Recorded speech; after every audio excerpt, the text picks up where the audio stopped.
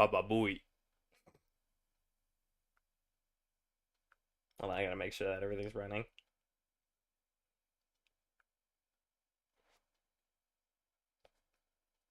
Baba Booey. Did you hear that? All right. Yeah. I have something on in the background that I'm watching, so I'm sorry if I go quiet for a second or so. I'm watching third day of the Overwatch Collegiate. Collegiate? I don't know how you say it. How do you actually say that? I looked up what it meant, but I never actually looked up how you say it. Uh, Collegiate. Collegiate. All right. I'm watching the third day of the Overwatch Collegiate, which is like a bunch of colleges in America with have their own teams for Overwatch, and they're fighting for a spot. I think into the actual like tournament for like I don't think it's called the World Cup, but it's like a just the regular Overwatch League. I think that's what they're doing. I'm not sure, but yeah, that's what I'm watching on my other screen over here. So again, if I go quiet for a second, sorry. But I also looked up how long this game is because I was planning on finishing it today, but I was like, what if it's like 6 more hours? So I looked it up, and it's apparently at most 8 hours. So I'd have more. I'd have 4 hours at most, but most people have about 6 hours. So I have probably 2 hours, and then I'll probably play something else maybe. But yeah. Okay, I gotta stop this from downloading. Stop. Okay.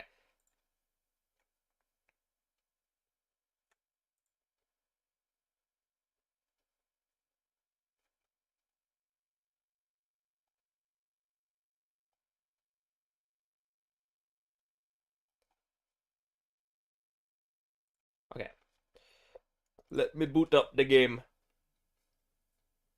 I just seen that there was an update, but it was actually from a couple days ago.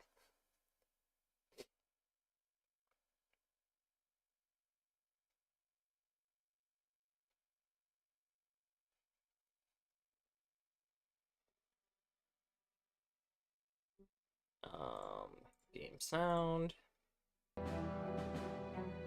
capture.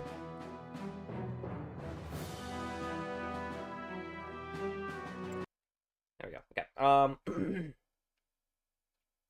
think everything's all good. Sound was working. Okay.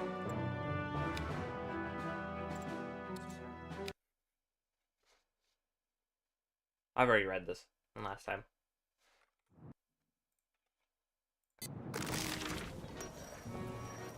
I think I read this last time too, didn't I? Yeah.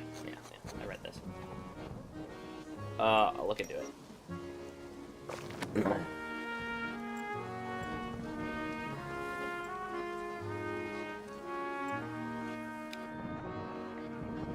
One of our patrols is scheduled to return, but there's still no sign of them. Is there anything else?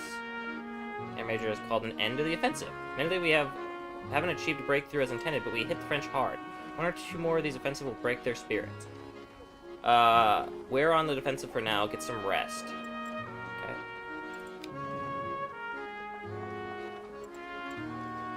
Find the missing patrol, Menec, Danner. And I think the villagers are still happy with us, right? Yeah. So I don't think I need to send anyone to... Wait, is it still Harvest Festival? No, it's not. Okay.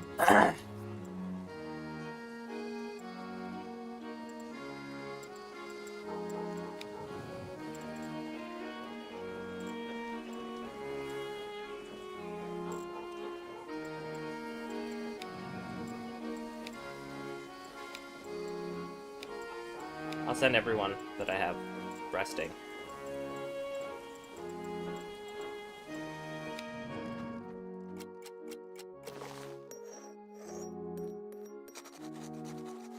September 25th, 1915. Menec was alone in the wash tub, at the wash tub late at night, busily scrubbing a single rag. As I came closer, I saw the water around the rag turn dark. Was that blood? At that moment, Menec spotted me, turned me hastily, and stood at attention. And with a rags clasped behind his back as if by chance.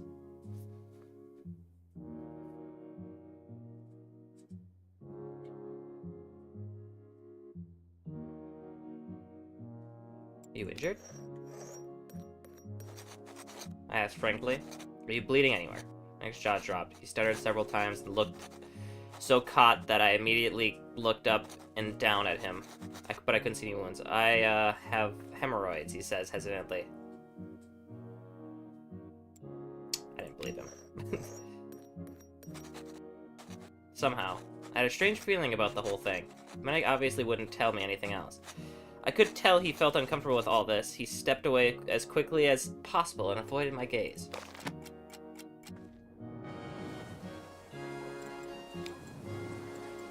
We found missing control. They got lost. They probably would have found their way back without us. They probably would have found... Okay.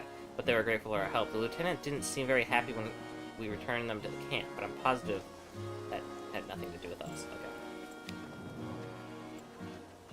Okay.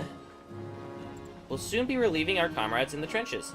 Make sure your people are ready to march when the time comes. Span the trenches, don't let the enemy... Okay.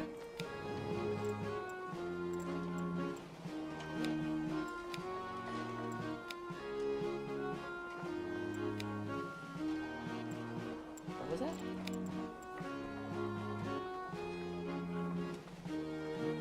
Okay.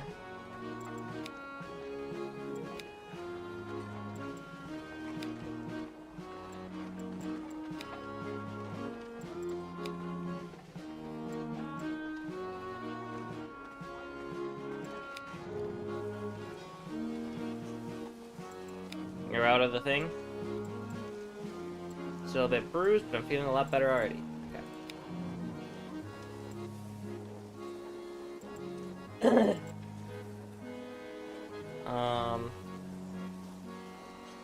We're running a little low on food, so let's offer her some help and ask for some food.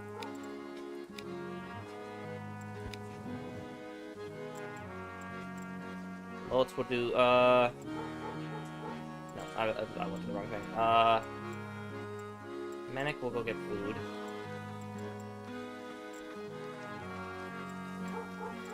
He's still wounded. Okay. I guess I could probably send him, that's fine.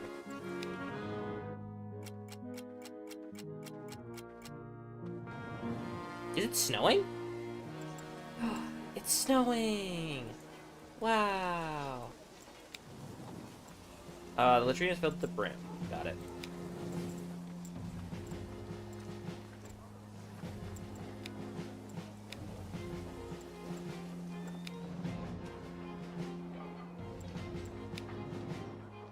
Accelerating for resupply. I'll give you something for my stockpile to bridge that time until this next shipment comes, okay?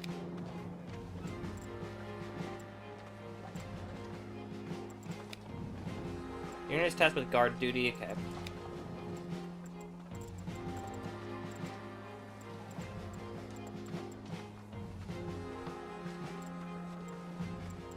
Actually, no, it's fine. Do Donner and, Fleckner.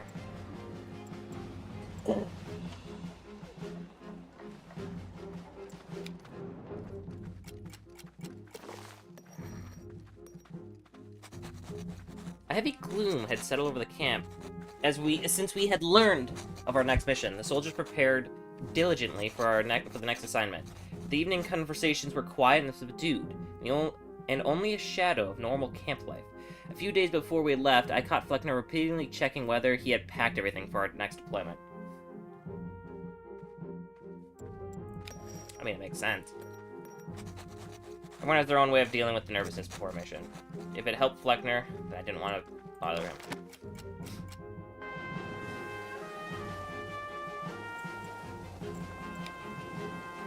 We're short on firewood. We have to do something about the freezing cold. There are some seasons logs at the back we can use. Okay. Where's my... I can't even see my pointer. The officers are dissatisfied with me because by now, even the quality of their rations is suffering from the current supply bottleneck. Suggestion on how we both could help us. if you give me some of your canned meat and have the men move it all... Wait. And have a man move all of it, I'll give you bigger bread rations for your people. While this will make your rations more boring, you will end up with significantly more daily rations than before. Sure.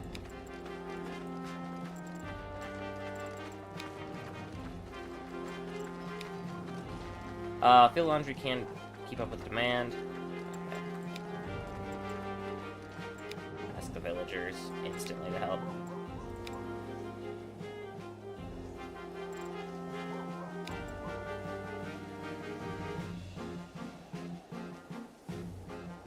Okay, perfect. Thank you. Thank you very much. Okay. So I need to... So food supply will increase, and he'll be grateful. And I need to chop wood. I think the field hospital is pretty empty right now. Yeah, there's like no one in there. So I don't need to send help there. I wonder if I should maybe change the supply.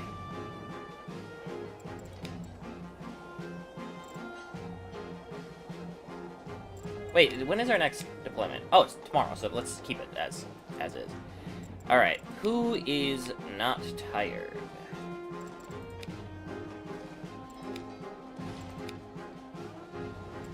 Everyone really is not tired.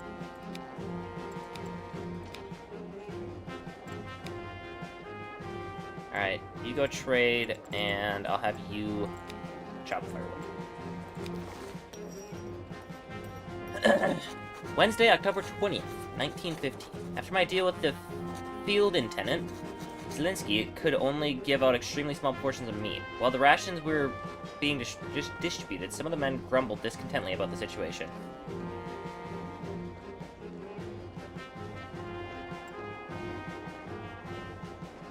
Explain the trade I made to them. I explained the trade I made them. Less meat for us in exchange for more other rations that would nourish us longer. The men were upset about my decision. It seemed that they would have judged the supply situation differently than I had. That's fine, I don't care.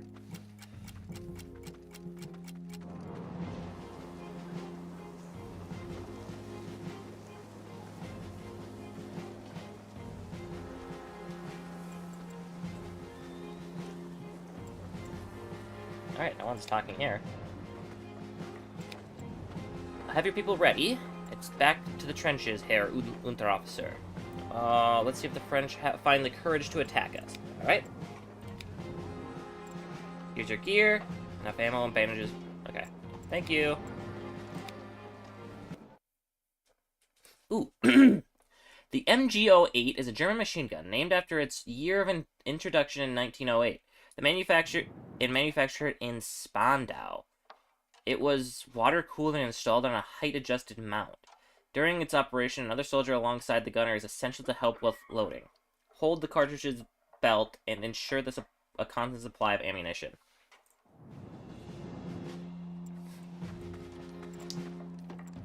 Oh. We're actually in defense this time. Herr Unterofficer, I have received some discarded construction plans from our pioneers. I'm convinced that we should carry them out after all. That's why I'm ordering you to take care of them. Choose 2 of the smaller structures and complete them before you are withdrawn from the trench. Okay? Implement construction projects. Got it.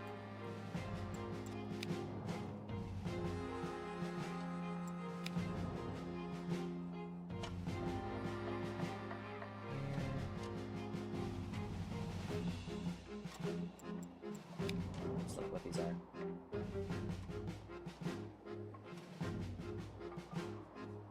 So that's for... Ladders are for, retreating, in case we get pushed back.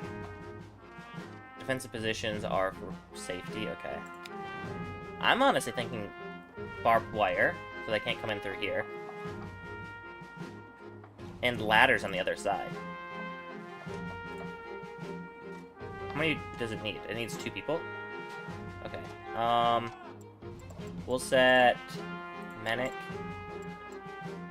and Danner for this. We actually have rations for 2 turns, but I think the ladder is pointless here, because it just goes... I guess it can go around this way. I think it's fine to just set everyone to do a job, right? There's no reason not to.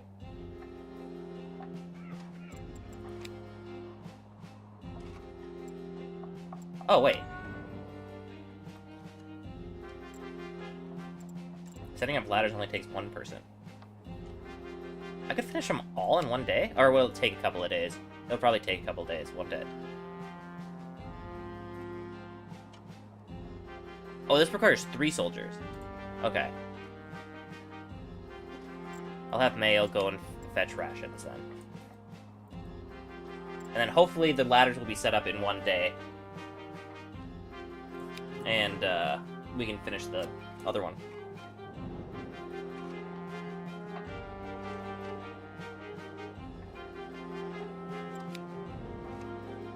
Oh, okay, they are. Sweet. Okay.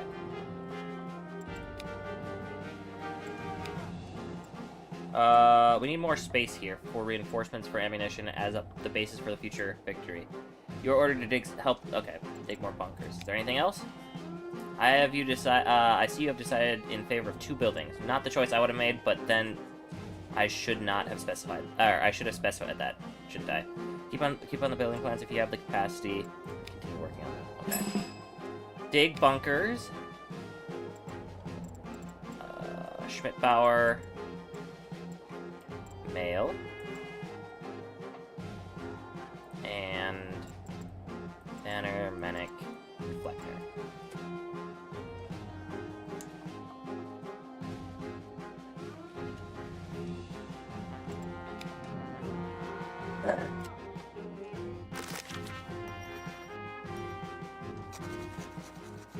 The rats have been bothering us for days now.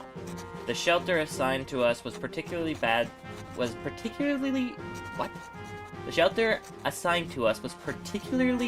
affected as there seemed to be more and more of them.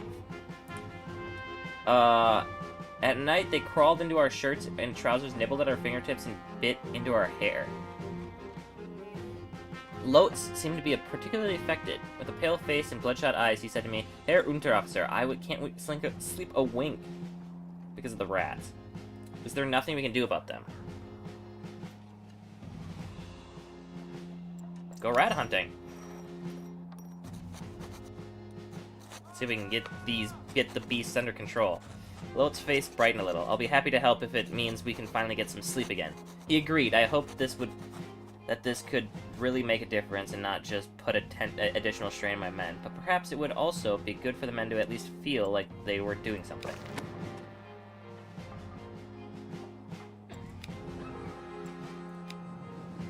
Another communication trench collapsed. I gathered the shovels and men and rebuild it as soon as possible. Understood. I think the defensive positions are done, right? I can't make anything else. Doesn't look like it. At least not that from what I can see. Let me do a quick scan around here. Yeah, I think I'm done with that, so okay. We'll have...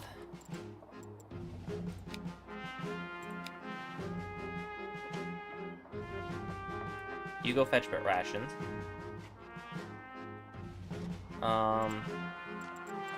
Lot and Donner will go hunt rats, and you 3 will go maintain the trenches.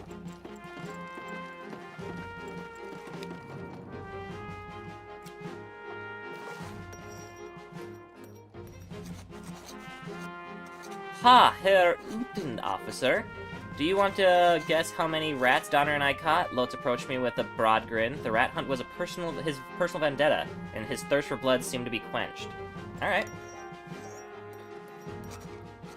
The way you're grinning, you seem to have a whole army on your conscience. I joked.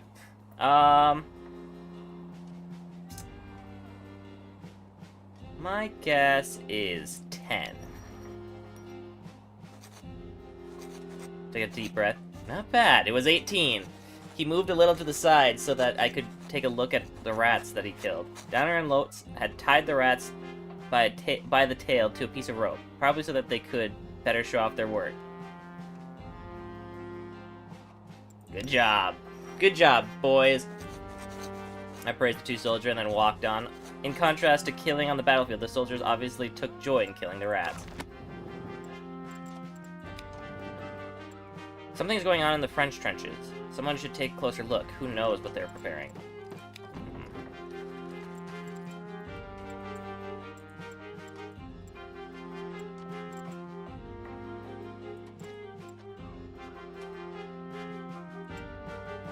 I really hope he doesn't die. But Donner's probably the best one for it.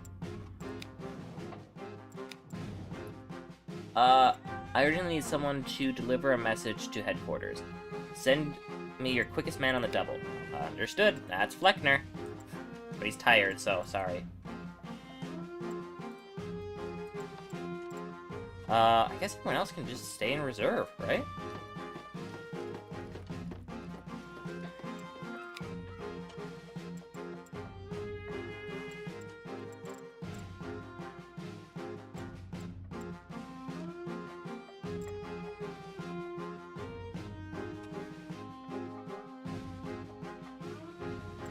I'm gonna send Menek instead. I think they'll do better.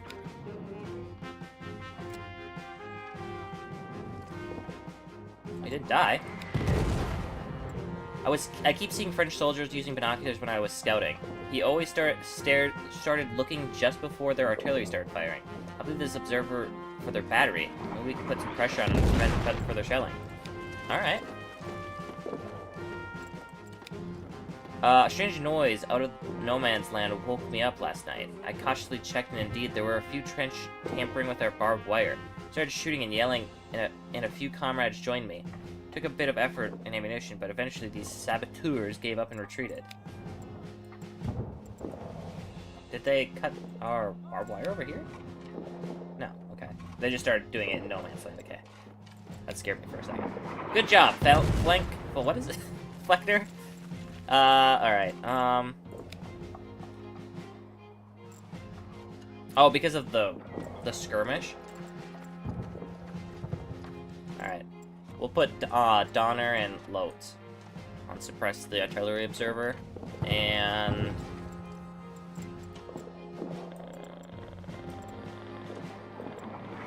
You're all tired, so let's just give them a day off here. Unless there's something for headquarters. What do you think, Herr Unterofficer? Do we want to play a little trick in the French? Send your men out into no man's land tonight and cut through the barbed wire just outside the French trenches. Then the French will think we are preparing for an attack, and we will barely dare to sleep out of fear. And no, my earlier question was rhetorical. I don't care what you think. That's an order. Okay. Sorry, Fleckner and Menek. It's something I gotta do.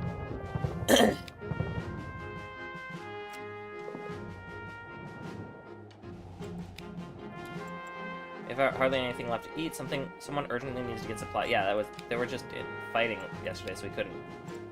We kept the French artillery observer constantly under fire whenever he showed himself. I don't think we got him, but it seems he's gave up. We haven't seen him for hours now. The shells have stopped. Thank you. Good job, boys. Mail, go get rations. Schmidt-Bauer, you were worried about it. Go get more. Another communication trench. Okay. Fleckner is the lowest on morale, so I feel like I should send him last. So let's leave him in reserve.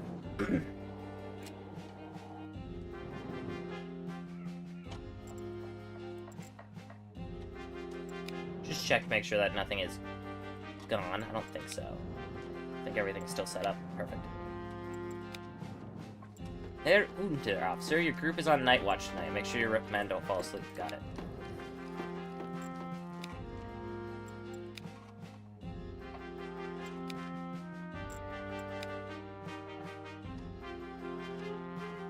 What is this?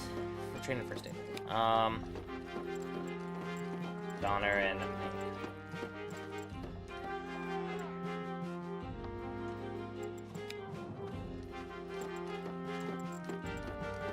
foggy. I don't like the fog. I think that's all for so the rest of them can rest.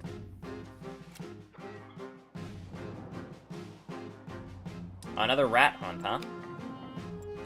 So, we had a few days of peace and quiet, but now there are so many rats everywhere again. We hunt them again. One day, they should hopefully all be eradicated. Alright, Lotes. You and Mail will go out and hunt rats. We need more space here for reinforcements for, dig more bunker. Got it. Actually, you know what? Mank is pretty tired. Tanner's pretty tired. Oh, they're rivals, I forgot.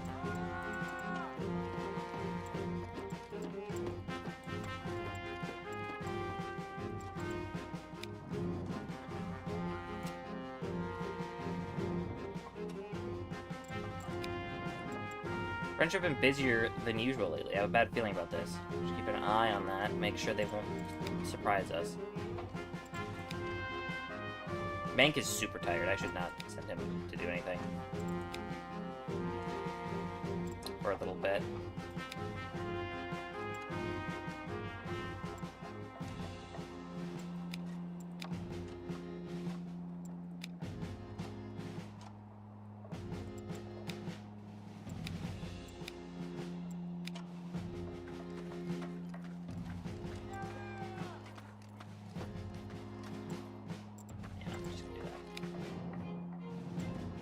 Need someone to deliver. Oh, good.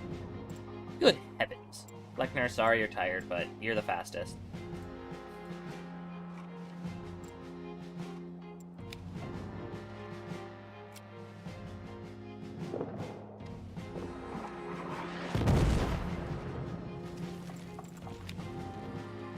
French have a sniper in that area. He already shot one of our comrades. We should be extra careful in the near future.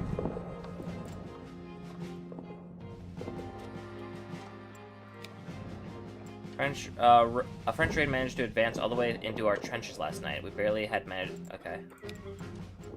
Keep seeing the French soldier. Okay.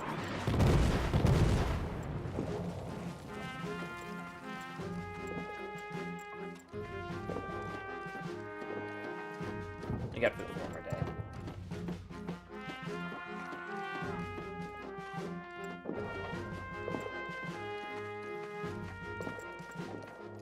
Do you have a sniper of our own somewhere? That would be helpful. Wait, he doesn't have anything for me to do today? Well, the war will be over by Christmas. The weak will of the French has long been broken. It's only a matter of time before it.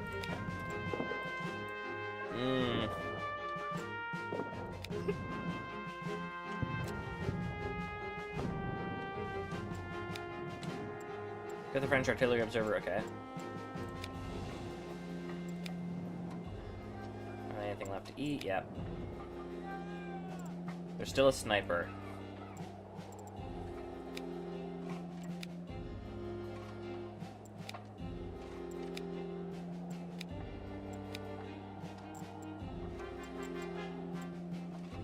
I know you guys don't like each other, but you guys have to work together for this one. Oh, this is the worst one.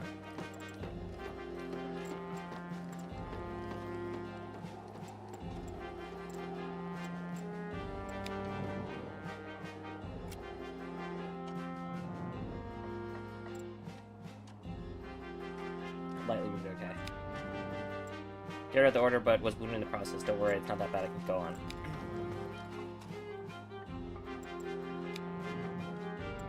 Artillery mortars and nightly commando operations by the French have left holes in our barbed wire. Send some people out to fix this. Oh my goodness, okay.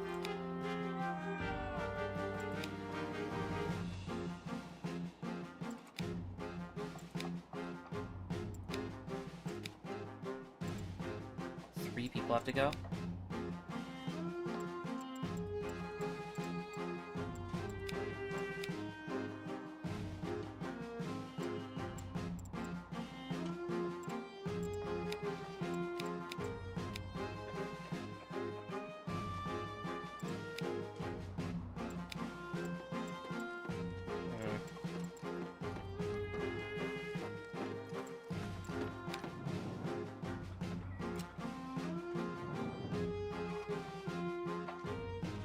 Still in a good mood. I'm happy about that, but... Pack your things. We're leave. We're going back to camp. Oh, okay.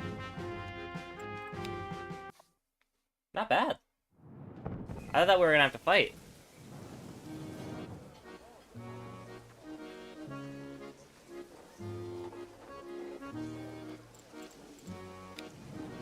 Everything I'm already going through here, now there's this miserable weather, as if the whole world was conspiring against me.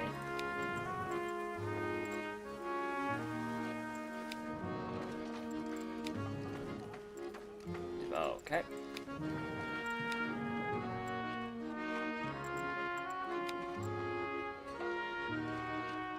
Okay.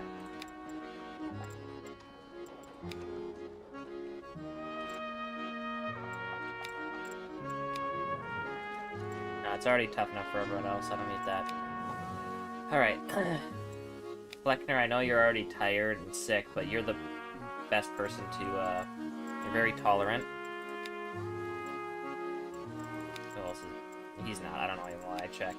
You're tolerant, right? You're somewhat tolerant. He's somewhat sociable, so that'll work.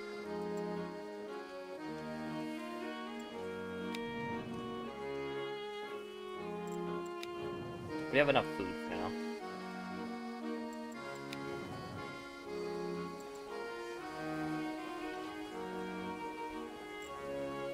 Let everyone else rest.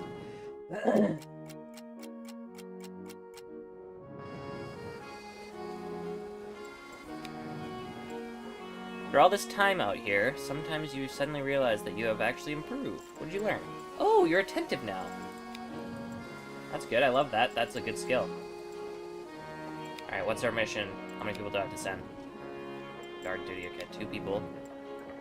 Alright, everyone but, or for Shirley, Mael, and Fleckner. Oh, resupply! That's perfect.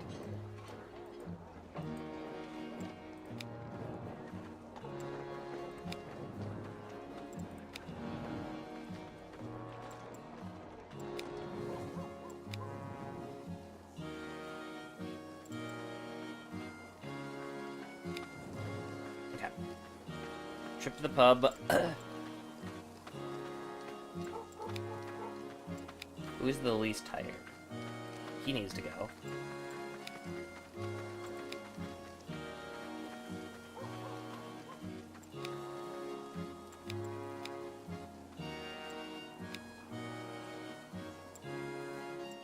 Donner and Schmidbauer.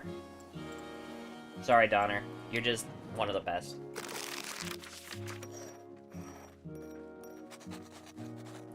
Lieutenant von Krarsbach had just finished one of his inspections of our camp and was on his way to the next troop when Mael came up to me. He made sure that the lieutenant was no longer within earshot when he nudged me with his elbow and gave me a crooked grin. How you can stay so serious when he's around, I can't do that. Such a posh aristocrat with his attached ideas of how things should be. He began imitating one of the lieutenant's speeches about the importance of preserving the shine of our uniform buttons, then interrupted himself with an amused snort.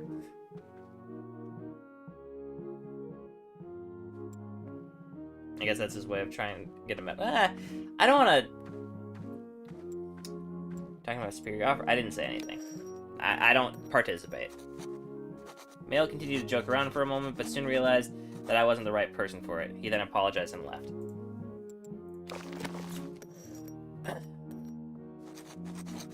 After the evening rations had been distributed, the men all sat together in front of the tents. One of the men talked about another troop where a soldier had been injured in his sleep by a splinter of an aerial bomb. The shrapnel had landed in the shoulder's thigh through the tent canvas. After that, silence spread. Then Schmidbauer spoke up. Did I say smoke up? Spoke up. What kind of wimps are you to be impressed by such things? He said harshly. We march into battle against unculture, German morality, and God is on our side.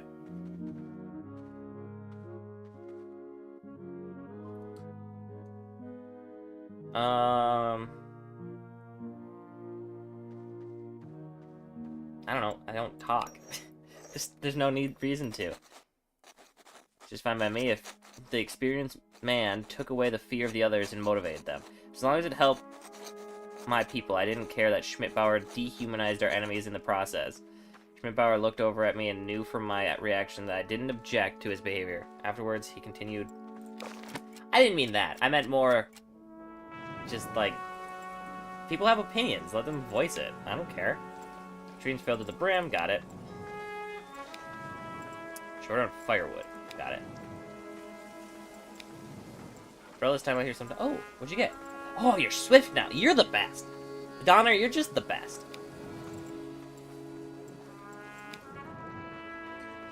Oh, friendship between Lotz and Mael. You're doing this to guard. Okay, guard duty. We got a lot of stuff to do today. All right.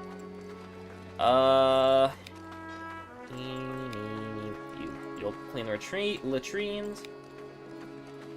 Donner.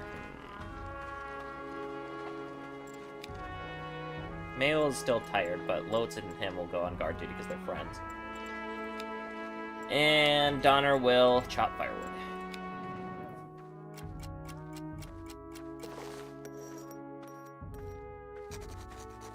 December 11th. With his head bowed, Fleckner pondered a letter from home. Like all letters to men, I had to review this one beforehand and knew roughly what awaited him. It seemed to be from his friend who was in close contact with an artist group called Brecht, reporting that he and some of the artists had made it through the war unscathed so far. They had apparently used their connections to be assigned to less dangerous positions in the medical service or press offices. It surprised me how little relief Fleckner showed at this news. On the contrary, his expression darkened visibly, and the old tremor returned to his hands. You alright? I addressed him. Oh, okay. That's more... whatever. Fleckner shook his head with a sigh. I know it's unfair of me. There was this group of artists from the Brit. When I started studying in Dresden, I was allowed to accompany them on a few of their nature excursions. It was so different from anything I had ever known in my life, so free, a world of its own.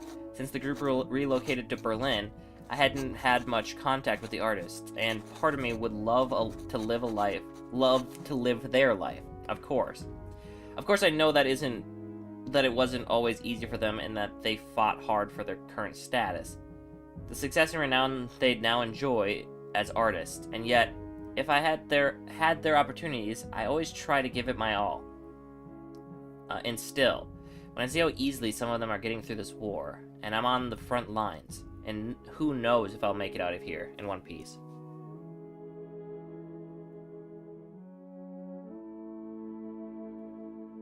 I'm glad to have you here, and I'll do everything I can to get you home alive. If it helps, I'm glad to have you here. Do everything I can to keep... I said conciliatorily? I've never seen that word written out. A sad smile played across his face. Thank you, Herr Unterofficer. I appreciate that. Fleckner carefully folded his letter and slipped it into his breast pocket. Both remained silent for a moment, while outside the distant rumble of artillery echoed through the damp morning air. Honestly, yeah. Having him as the medic is so helpful. Like, I don't know what I would do if I didn't have someone trained in first aid. He's probably saved, like, 16 lives already. Sometimes you think you're just treading water, but today I feel like I've gained something from this. What'd you gain?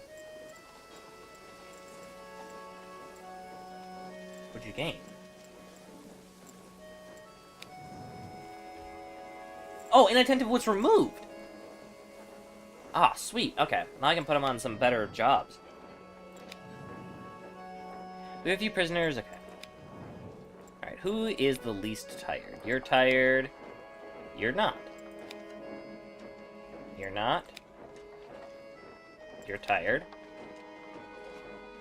What is this? Oh, yeah, grief. Not everyone has grief. Oh, it's because... It's because the...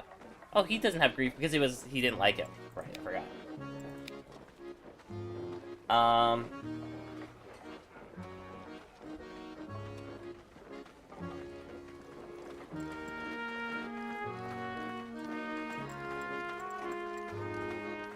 Mael's tired. Let's put, Schmidbauer and Mank together. Oh, but I forgot Schmidbauer. Whatever.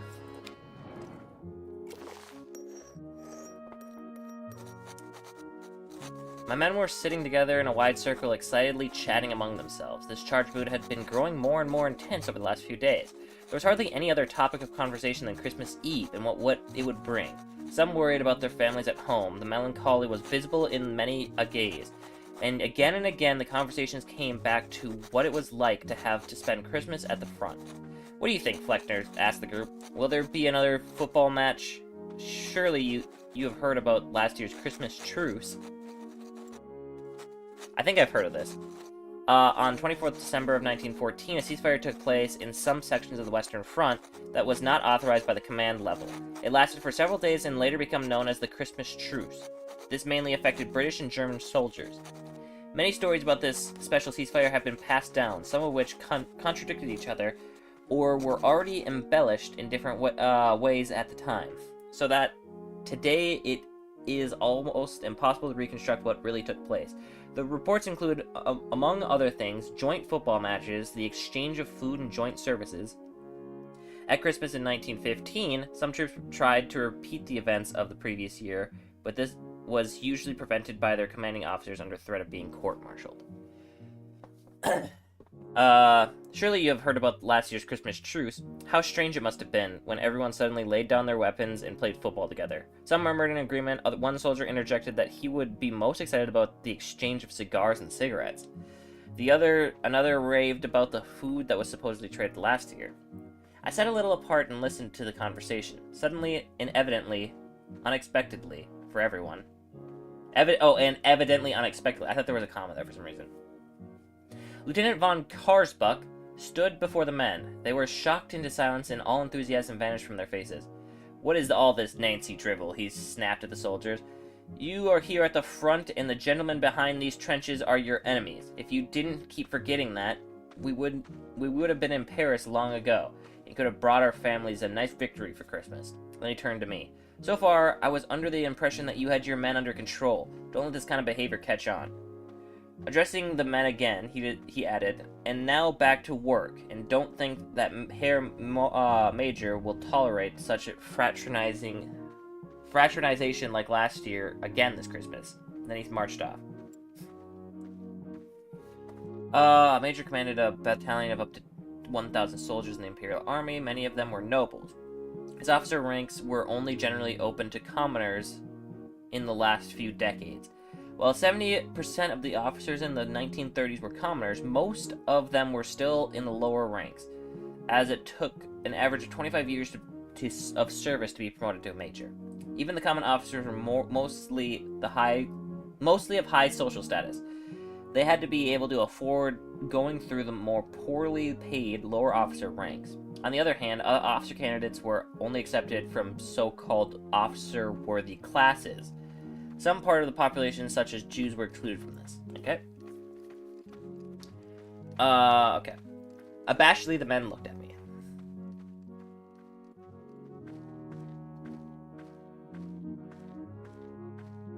Well, it's still a nice thought, though. I said, and a few of them nodded. "At least it gives us a little hope, even if it's just a pipe dream," Fleckner said quietly. The tension eased somewhat among the men. They quickly went back to their task, but the next day you could regularly hear one of them whispering to another, wondering if Christmas miracle might be possible after all.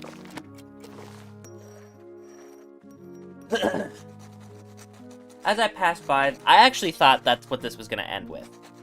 To be honest, I didn't want to say anything because I didn't want to ruin it. I thought this was going to end with the Christmas truce. As I passed by the temporary enclosure, I could see that Schmidbauer was gleefully picking on the captured French soldiers he was meant to guard. He'd taken the bucket of water meant for the prisoners and was now holding out the ladle, just outside the reach of the desperate French hands, spilling a few drops every time their fingers got too close. He was mocking them all throughout, to the cheers of some of the other men. Put an end to it. Promptly intervene and rein in my subordinate, and put an end to the intolerable behavior. Schmidbauer seemed embarrassed, and he accepted the reprimand without a word, and began to pass on the water without subjecting the prisoner to any further humiliation. At least Schmidbauer is loyal. You know, he's patriotic.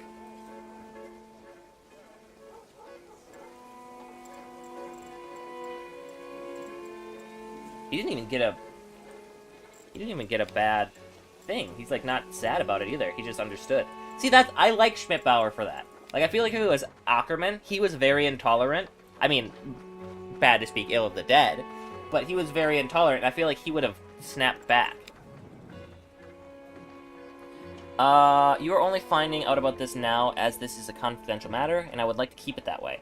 Our next attack is imminent, so have your soldiers ready to march. Okay?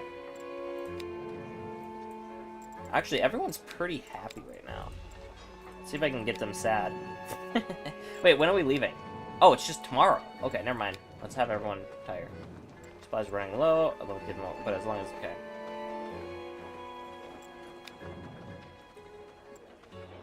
Okay.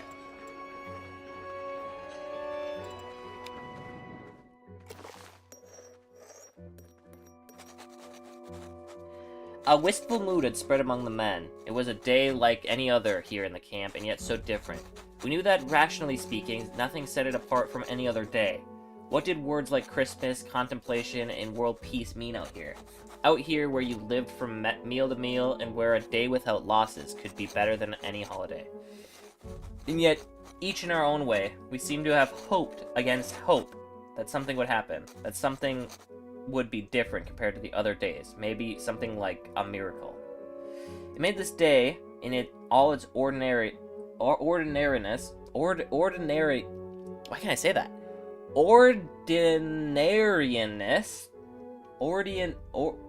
Whatever. Ordinariness. That's such a weird word to say. All the more difficult to bear. For weeks, the men had been waiting for letters from home, which seemed to be delayed more and more. Heavy clouds hung in the sky, and a nasty drizzle had set in a few hours ago. Not even snow, as if that would make a difference. But even this long day came to an end at some point. Our work was done, and Lieutenant von Karsbruck had already retired to his quarters.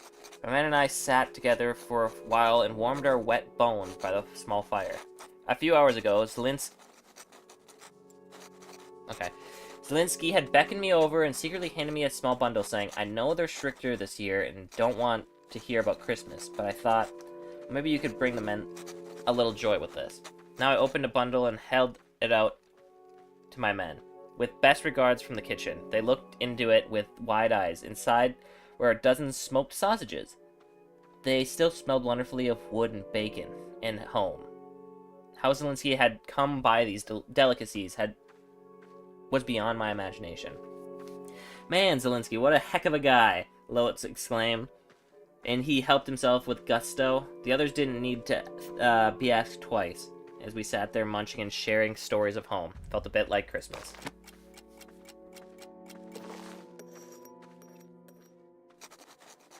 January 2nd. I was in the middle of something, but was distracted by commotion at the card table. I hesitated in case a fight broke out, but the soldiers playing quickly calmed down again, and dealt another round. Not far from them sat Lotz, completely engrossed in a piece of writing. He was so absorbed in the text that he didn't even notice what was going on.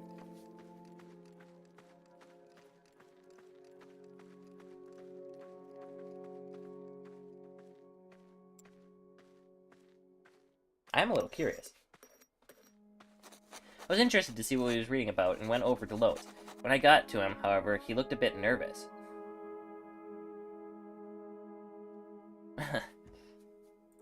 Don't worry. I reassured him. Lotz reacts and even showed me what he was reading. A pamphlet for Russia. While explaining to me what it was about, he became quite excited. The idea is to distribute the land among the peasants to hand the factories over to the workers. Sure, whatever. That would be a whole new world, I said. My thoughts were racing as I tried to imagine it. I was positively beaming. That's the future, he said. I patted him on the shoulder. I'm looking forward to it, I said. Then I went, oh, wait. Never mind. I just realized that was communism. That's what he's excited about, right? As an American, I have to say communism is bad. Oh. I'm afraid this is okay. Well, I didn't even really use any last time, so I'm good. Gather your men. We're marching into battle.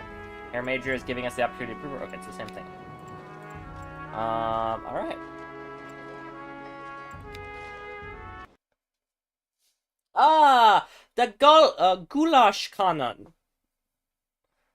Goulash Cannon.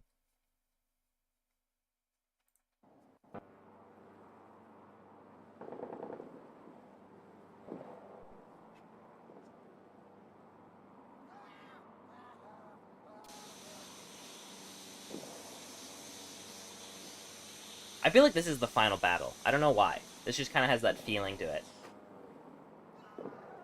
We'll attack, and this time with gas. The enemy will be completely unprepared. Keep your men together and make sure they have their masks ready. Once the gas takes effect, there's no stopping us. Forward. Move to a new area. Oh wait, move to area. What area?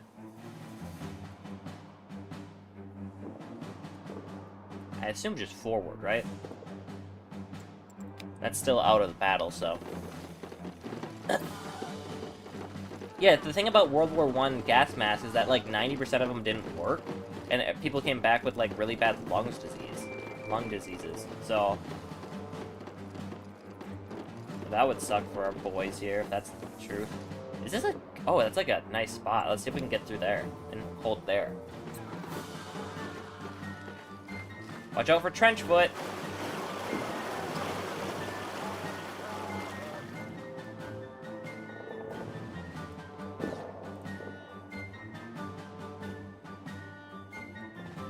Okay, it's still out of battle, so there's no reason to do it. Oh, poison gas. Let's try to stay away from the poison gas as much as we possibly can in a war with poison gas everywhere.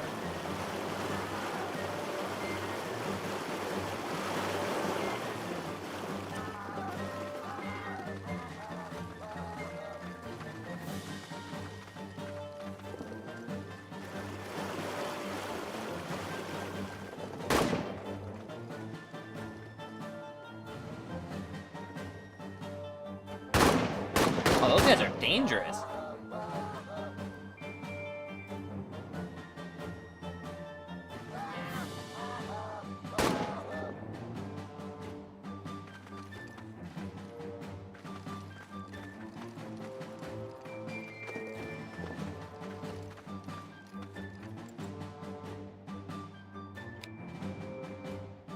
That's pretty close. The shot hit right next to me. My heart's beating like crazy.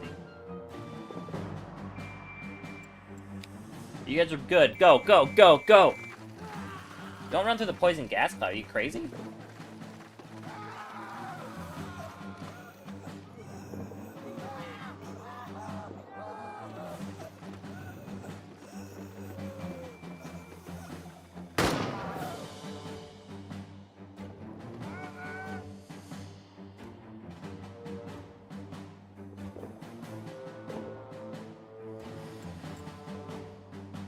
Unknown enemy positions.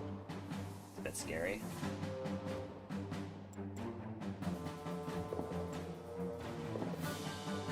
Everywhere is poison gas.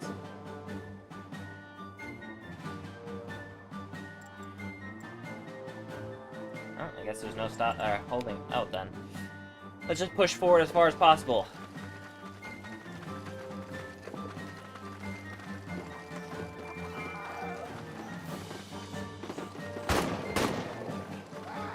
Little resistance is expected. Get an overview, Unterofficer. Find out what the gas has done to the French.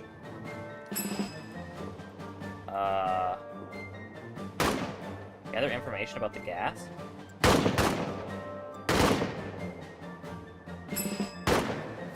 What does that mean? Just, like, continue going forward? We don't really need anything, so I think we're good. Just keep pushing forward.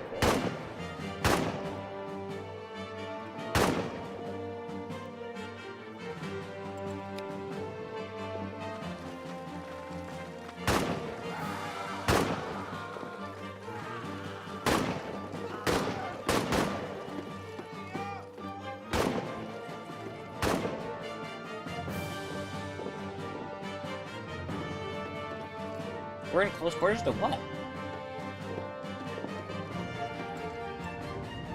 Oh, we have to move over here. Got it. Oh, those are bad guys. I thought they didn't have the thing on them, so I didn't know that they were bad.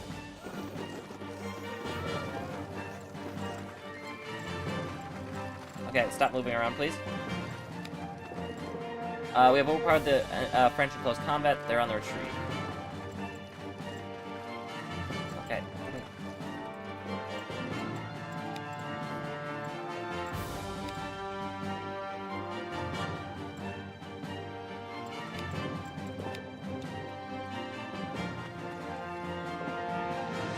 Gather information about the gas. Ooh.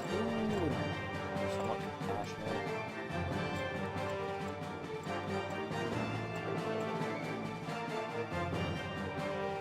Thank you, got it.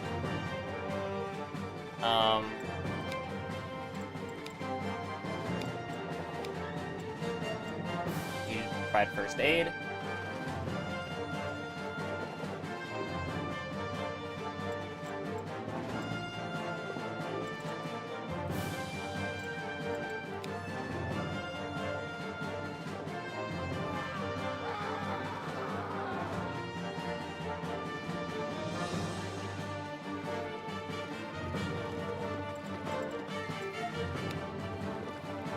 This guy can't breathe. He's just gasping and grabbing his throat. He won't last much longer. Stop his bleeding. Okay.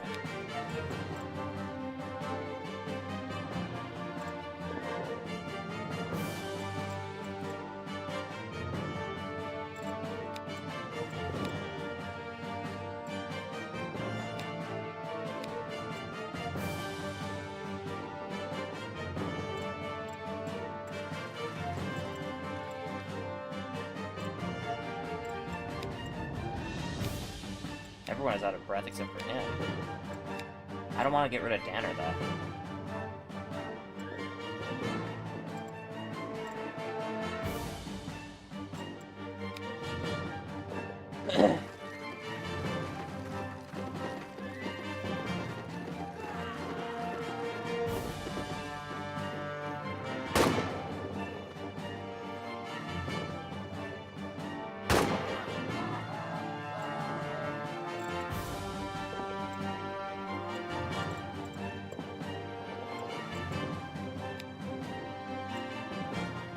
Amate, ne me fetes pas del mal. Don't shoot, please.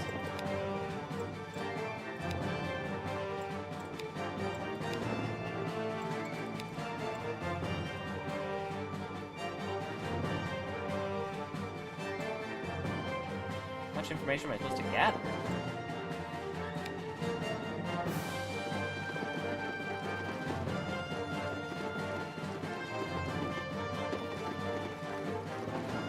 You can see for yourself, Herr Unterofficer. The gas has weakened the enemy and forced them into a headlong retreat. You must seize the moment. Forward, take the next trench.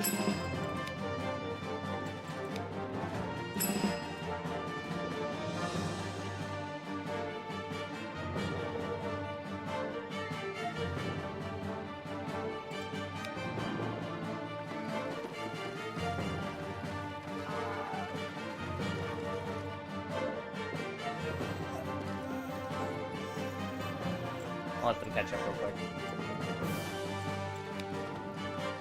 His eyes, he looks terrible. I don't know what I'm supposed to find out here. I guess he's suffocated? Whatever the gas is doing to them, it's worse than any bullet. Obviously, the same thing.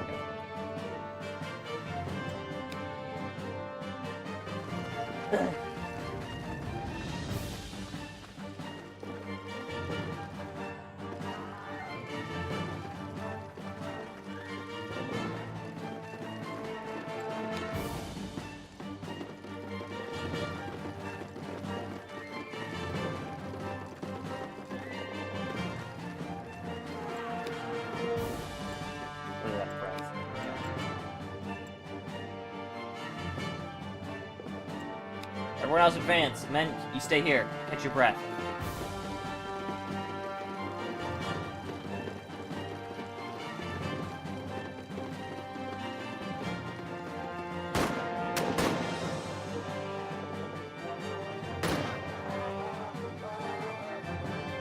Effects of the gods was cataclysmic. The attack quick as a flash, and the enemy was completely unprepared.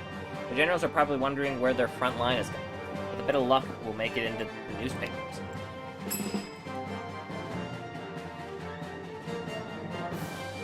What are we supposed to do now?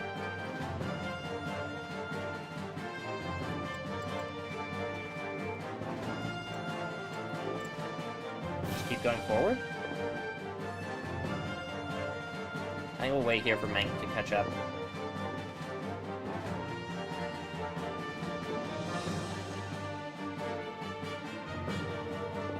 Oh no, that was it.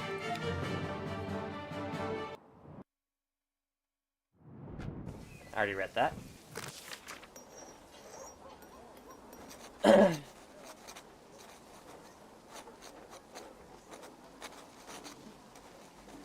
of us could sleep at night, that night, and so one by one we came back to our out of our tents. We sat together in silence, pale-faced. The chlorine gas attack.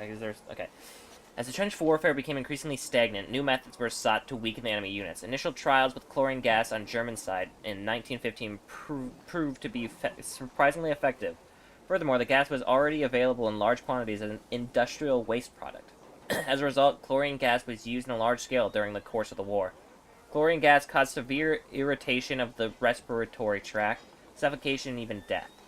In later years, other gases such as phosphine and mustard gas were also used, often in different mixed ratios with chlorine gas. The chlorine gas attack had been a huge success. The enemy position had been taken without much resistance. It was Mael who finally broke the silence. I thought, well, didn't they say the gas wasn't lethal? Again, there was a silence. After a while, he continued. Those who didn't suffocate just ran around frantically, like animals. He shook his head. Do you think it was right, he asked, to fight like that? I don't know. I don't know, I said. It seems like there is no right or wrong in this war anymore. Fleckner raised his voice. He had inspected the French soldiers, an order from the lieutenant. That was necessary for the report. The faces, they were so big. Eyes and mouth wide open. It must have been an agonizing death. We should have saved them somehow, or at least shot them, but everything happened so fast. A few of the other soldiers nodded. All we knew that there was no turning back now. Something had changed, and the French response would come.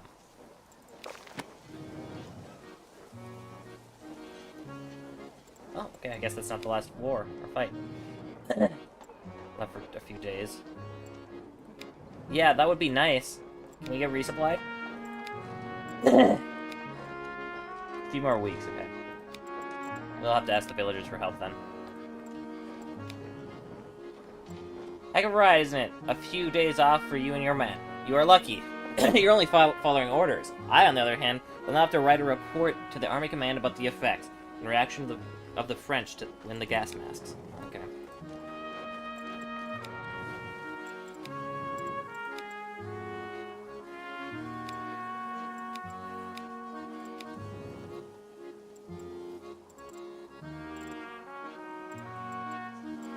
I know everyone's tired, but go and help the villagers.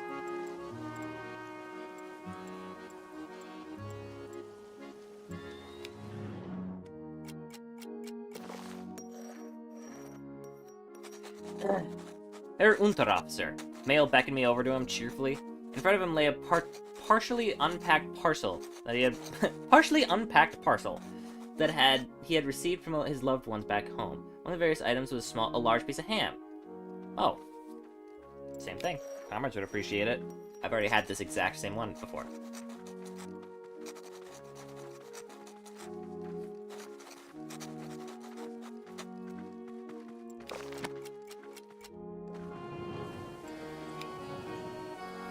Trees filled to the brim. Anything else? Sure, firewood. Okay.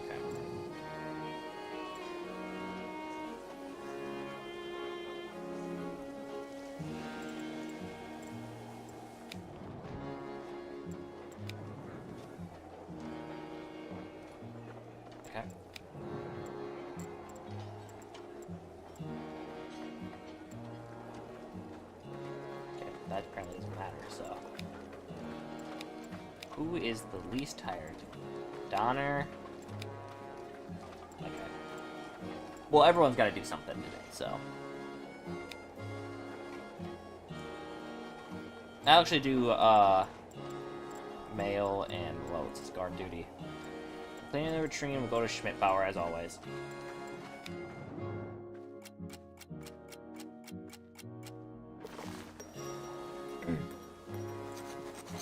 Once again, I made the usual rounds through our camp. That's when Lieutenant von Karsbach beckoned me over. Good to see you. I wanted to have a word with you anyway. He got straight to the point. Your troop was kindly granted home leave. I thanked him curtly. My men would be very pleased. Karsbach frowned slightly at it. But I don't want you and your men to feel like you're on a holiday just yet. I expect you to make up for lost work hours in advance. Yes, Herr Lieutenant. I replied curtly. Talking back would only lead to more work for my people, and I hurried on before he could think of anything else. Afterwards, I immediately delivered the good news to the men. I didn't mention that extra work. For now, they should just be able to look forward to their upcoming furlough, which they did, and it turned into a cheerful, lively evening, the likes of which we hadn't had for a long time.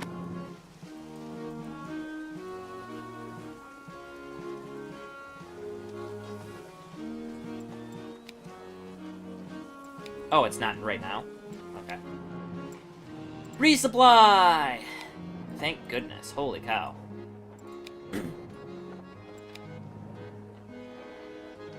Yep, okay. Did it not change to double ration? There we go.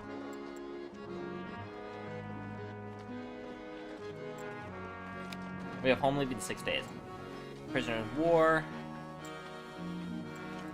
Okay.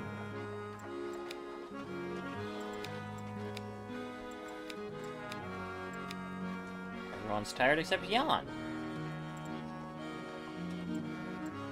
Jan and Menik. Sorry. You guys are friends, so you should be able to pass the time easily.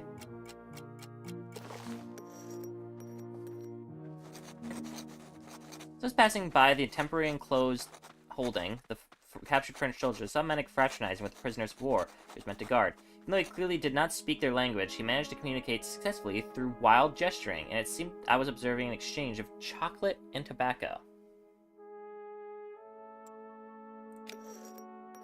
Yeah. For seeing the French as people, not just as enemies. He smiled with relief and introduced me to the prisoners. They seemed to be a little hesitant at first, but I quickly gained their trust as well. Before long, we were involved in a brief but friendly conversation across the language barrier before I went on my way.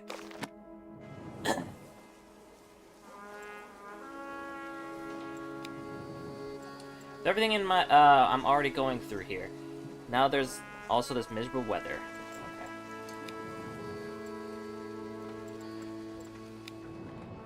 Soon we're relieving our comrades in the trenches, okay?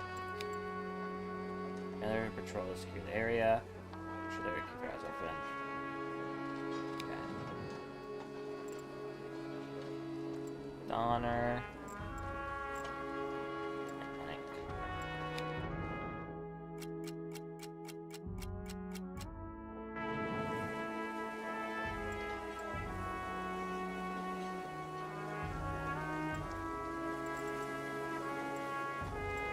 Probably gonna need to get some food.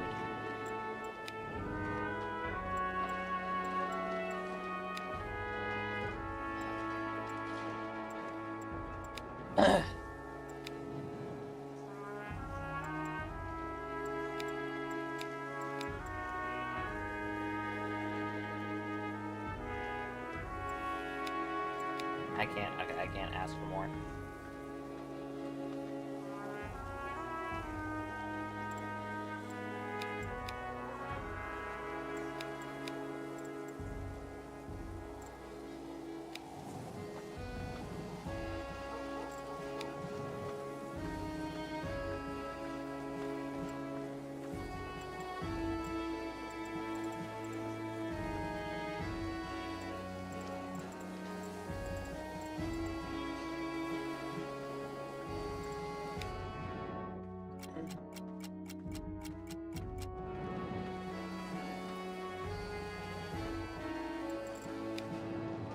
Your people ready?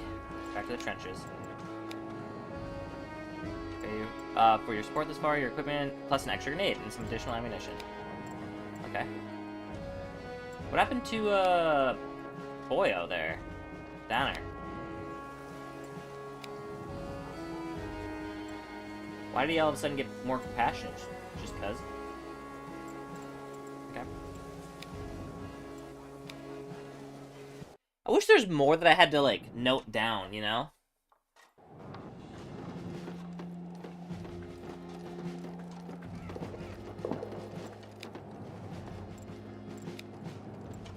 We need more space here for reinforcements for ammunition as a basis for our future. Okay.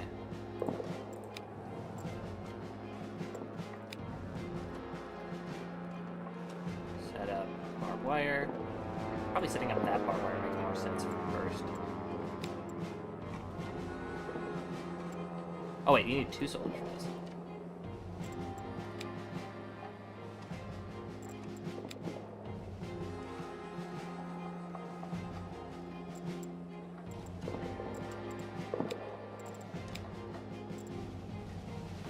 Is that the only... Oh no, there's more over here. Where's my cursor? There it is. We need 2 for bunker duty here.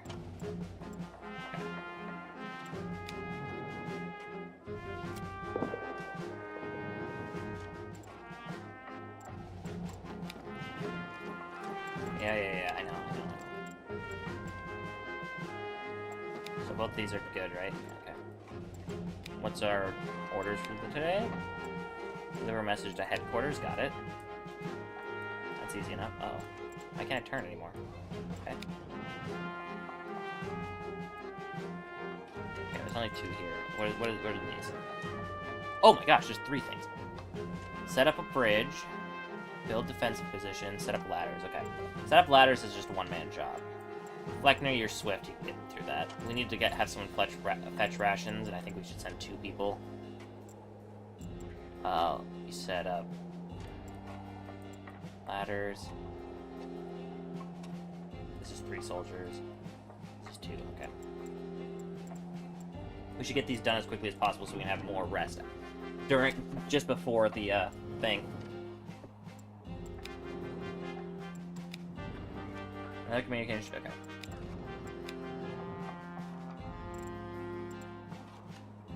What's 3 people?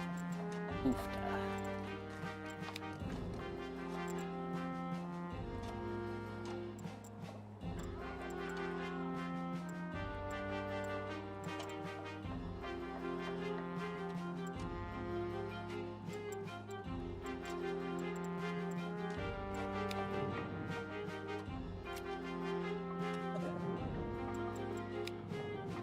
Friendship been busier lately? Yeah.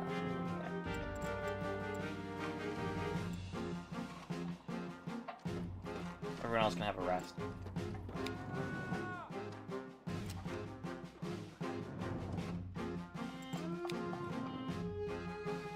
Seen much movement from hours from the scouting the French.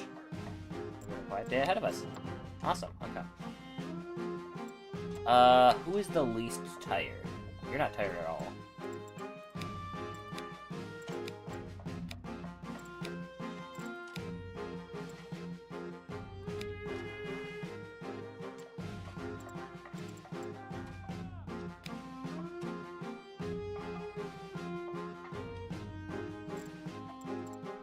That loads too.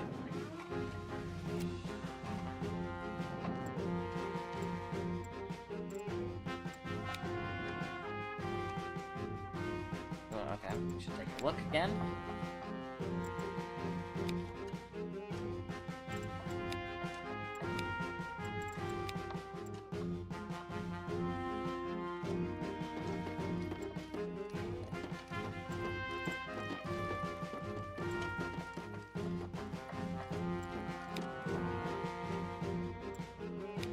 We're all good with every defensive thing, so I think we can just basically sit pretty for a little bit.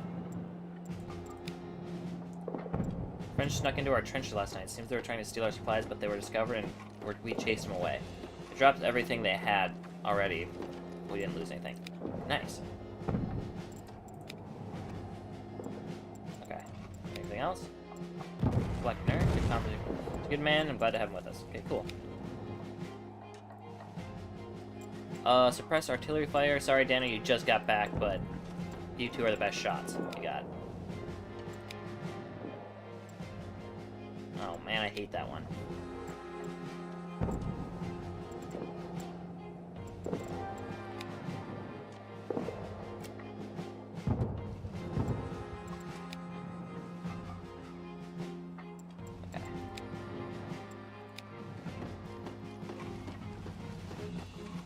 Okay, you got wounded. Probably gonna need to get rations. Mail. Schmidt-Bauer. Do go get rations.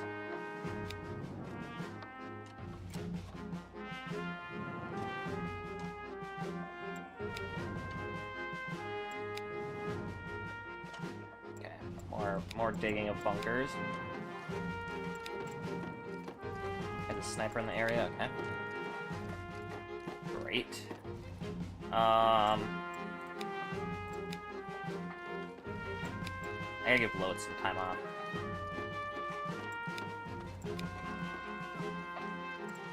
Schmidt-Bauer and Donner.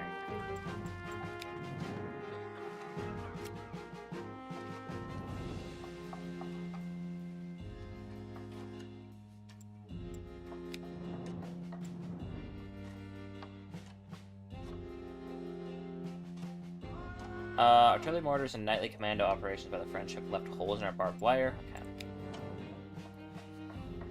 Ugh. 3 people gotta go. Mail. Donner.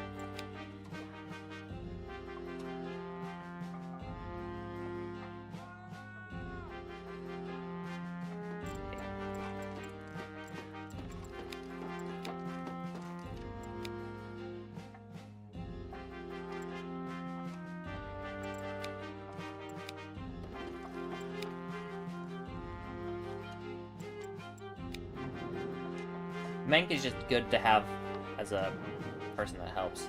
Okay, no one got injured.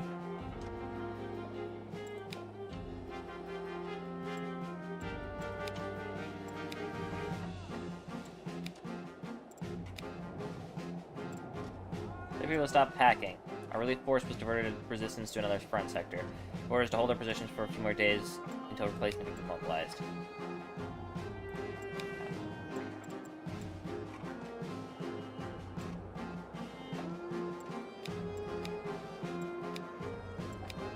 Everyone's too tired to do anything. I still need a sense of flow.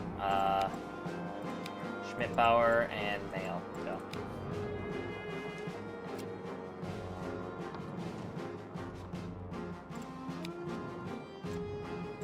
Okay.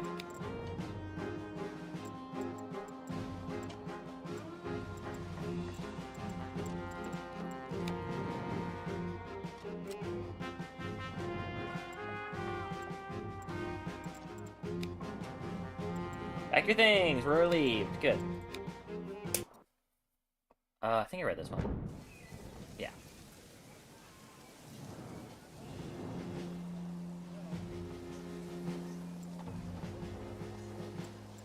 Village.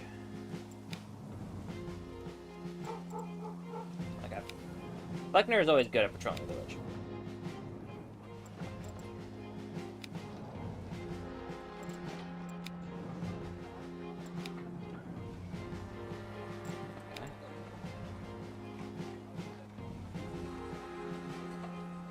There's 2 jobs to do this time, that's fine. Everyone's tired, but it's not the worst. We'll send the 3 friends into the trenches, and Loads and Mayo will go guard duty. We'll give the old man some rest. You'll have to dig the latrines here soon. Guys are running low again, and I have a solution, but there's a catch. I know about our little traps and tracking, and I also know a little bit about how to push a game. Poaching isn't allowed. If we're clever about it, no one will notice, and would certainly appreciate some fresh meat.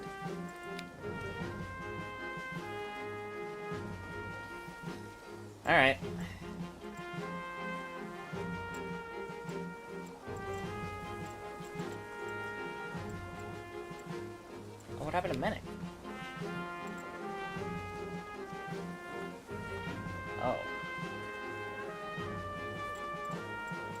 Let's see what... How we come by food. On the contrary, if you bring me fresh game, all the better. Okay.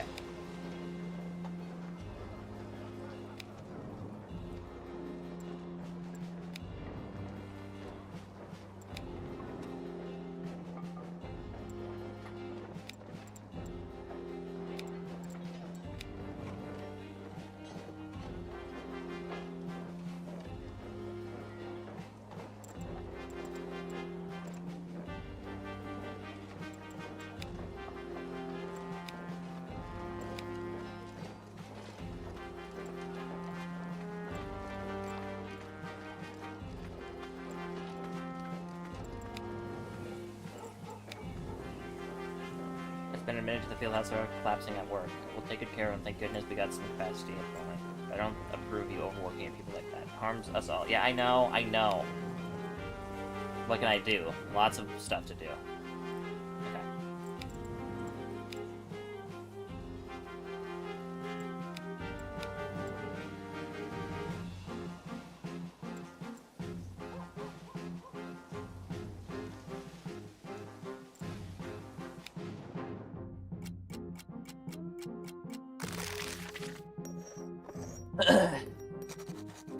Everyone was going about their work when Schmidbauer, of all people, was usually so eager, neglected his task and came to me. Herr Unterofficer, he said stiffly.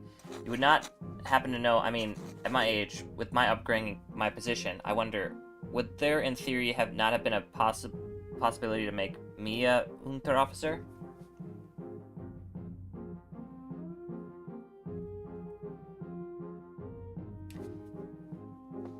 He has been good, but he is racist. But, I mean, I don't think really matters that much in war. So he's been a good, he would be a good officer. Yeah. I'll look at it thoughtfully. Make a good Unterofficer, I said. We've already proven that sufficiently here. I wasn't told anything about that, though. I'm sorry. Schmidbauer was in Paris. I would just like to know, he continued to stammer.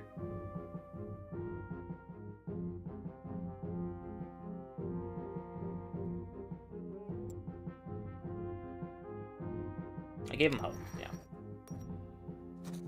Anything's possible, I said concernedly. Let's see what the future brings. Schmidbauer was politely pleased, but I had a feeling that he would have preferred a clear answer to his question. Surely the subject was not concluded by this, but for now, he didn't press the issue any further. Sure, whatever. So several snares, they're actually meant for hares, but a fawn got caught in one, and I was able to catch it.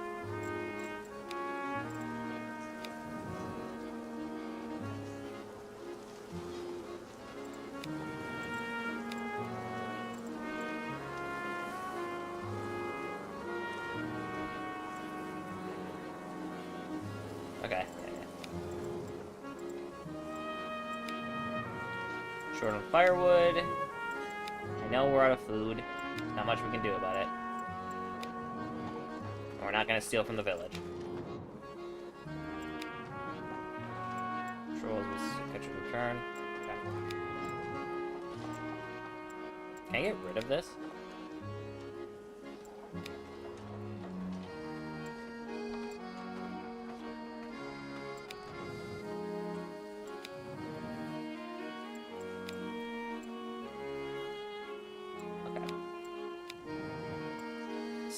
Just checking, maybe there's a change.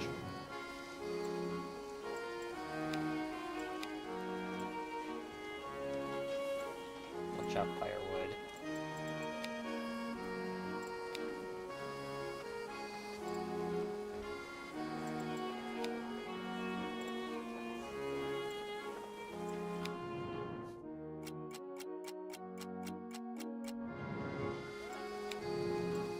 Search whole area for the missing patrol. Turns out the camera's okay. Grief removed from everyone. They all got over the guy's thing. Okay.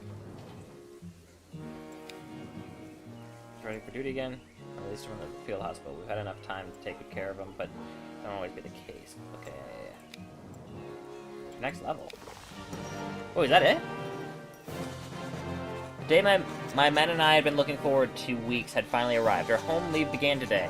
The whole morning was filled with hustle and bustle until we finally reached our train amidst the fanfare. Much fanfare. Now I was sitting here, looking out the window and could hardly believe it. We were really going home. Everything seemed so unreal to me. The passing landscape with those pretty little villages, the clear sky with scattered clouds, and the warmth of the sun on my face. It all seemed so removed from our past experiences. As if it had just been a bad dream, and yet, I had to think about Ackerman. He hadn't made it. I hadn't managed to get him through this. How many more would have to give their lives in this war? How many of my people, and how many other soldiers on both sides of the trenches? The war was not over yet, and who knew how much longer it might still go on.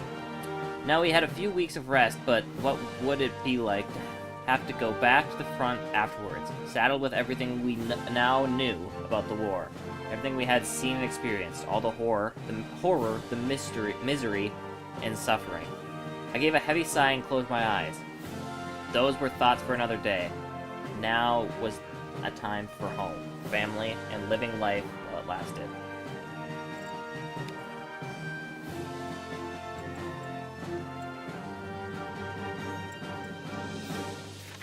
Oh, I can flip through the pages?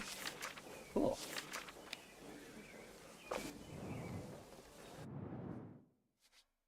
Saturday, April 8th, 1916. Oh, 10.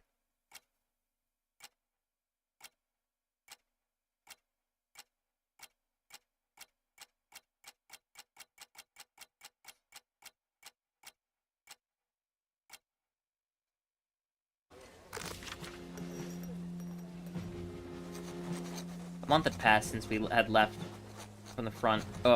Had left the front for our home leave. The past few weeks, I had been eyed like a fairground attraction back home. Everyone in the village had wanted to shake my hand. People kept calling me comrade, as if all of them had been at the front with me. As much as I had longed for home, everything had seemed so wrong to me. How was it that barely a year ago I had fitted so effortlessly into this life? The quiet landscape with the small, steady gushing stream, the little cottages, and the regular chatty bustle in the street on sunny days. It had been so natural for me to be part of all the small concerns and joys of this everyday life. And how suddenly everything became so dreadfully real. With all the questions people were asking, everyone wanted to hear as many stories from the front as possible. The more gruesome, the better. They wanted to hear about heroic deeds and how brave we were, and whether we would make it to Paris soon, and why this ghastly positional warfare had been going on for so long. My answer sounded hollow to my own ears. Anything I said would have made the time in the field more of an irrefutable truth and torn bloody holes into this cozy homey atmosphere. So I remained silent and a stranger. What would it be like once the war was over? I was almost glad to return to the front. To my men, and the daily routine that had become so strangely familiar to me. Even from a distance, I recognized my men by the way they walked when they boarded the train, and yet the home leave had confronted me with so many things that I had previously pushed aside, and suddenly it all seemed terribly pointless. Back at our camp, I tried in vain to shake off the impression from home, in order to somehow move on.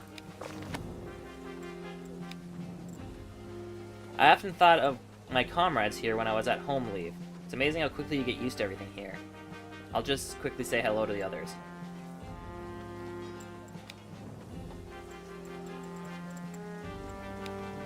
I don't want to send them on poaching unless we have to.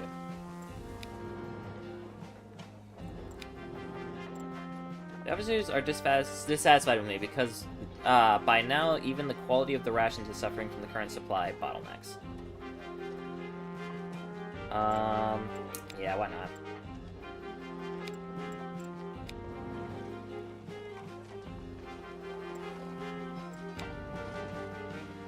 Nice of you to join us again. While you were resting, we didn't take a break. Expect your full attention. Okay.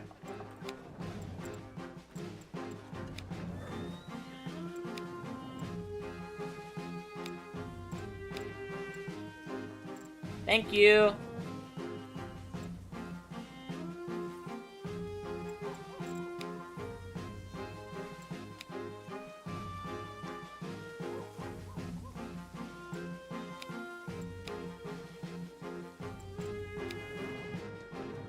Spies finally, I'll start cooking immediately.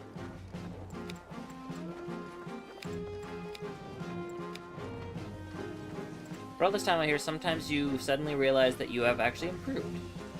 Oh, you got dexterous Lennox? Or no. You got trained in melee and shooting. Or were you already melee? I don't remember. One of these two. Good job.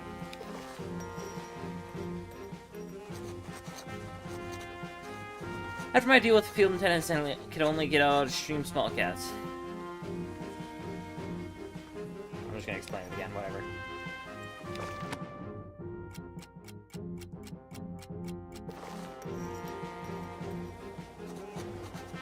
There were trucks carrying supplies that arrived earlier that afternoon. Soldiers cautiously gathered around the motorized vehicles. Trucks were a rare sight here at the front, but we were told that they would now occasionally replace the long-established horse-drawn carriages, or cart. Fleckner was in the process of explaining the exact type of vehicle and its advantages and disadvantages to some of his comrades when Hank, in his pragmatic manner, ordered the group of soldiers surrounding the trucks to help him unload them. The cargo also caused quite a stir among the men. Boxes full of new steel helmets lay there, matte and gray. When they thought no one was watching, some of the men started pulling them out of the boxes. My mother could make a great soup in something like this, commented Mail on the new headgear. Your mother makes soup in these pots that are equipped. Mink put one on and wiggled his head playfully. The rim of his helmet slid so far down his face that you could hardly see his eyes. Dinner knocked on his helmet. Hello, Mr. Turtle, anybody home? He said and laughed. I'll let them have their fun. They would discover the seriousness of the new equipment soon enough. When Hennick caught them, however, he got them moving. When we sat together later that day, all of them talked about where the new helmets... all they talked about were the new helmets. Fleckner knew a surprising amount of detail about them, and contributed to a lively discussion. I really hoped that these new helmets would offer my men better protection from the old Pickelhauben, which were mostly made of felt or leather. The tree is almost filled to the brim. Okay.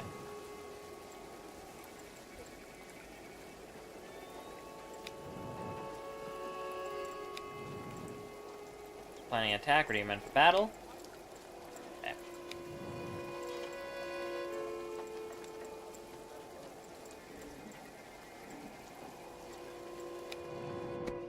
Okay. Mail and some of his comrades came into our camp chatting. They were carrying several baskets full of apples. I stepped into their path. Where'd you get those apples? They looked at each other. There's an orchard just a few minutes walk away. So you stole them, I prodded. Soldiers silently confirmed my suspicions.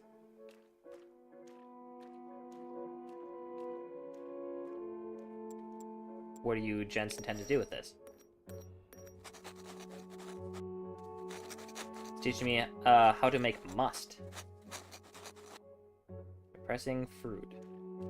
Okay. Lawrence blurted out. Mail stopped walking and glanced from him to me, unsure how I would respond to the soldier's explanation.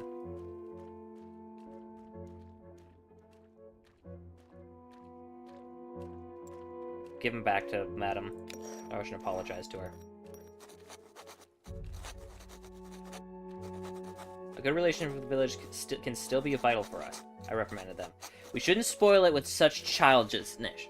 Childishness.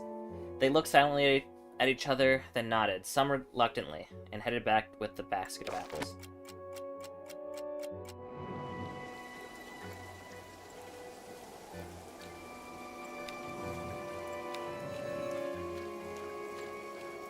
I want you to come visit for tea. Too bad I don't have time because I'm going to war. Gather your men, we're marching into battle.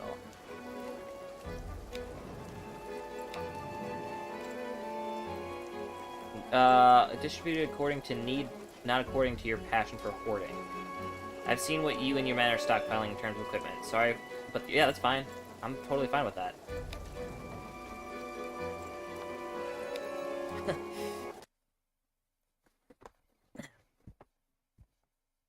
Just because we're good at keeping our supplies doesn't mean that others are.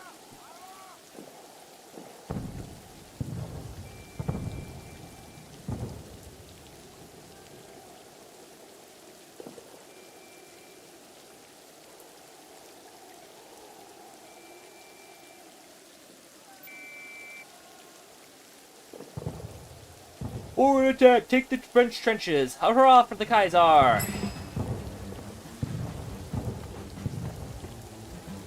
Get to the bushes! What?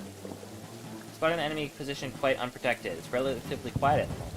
With your permission, I could try to take out the Frenchman keep there. Okay.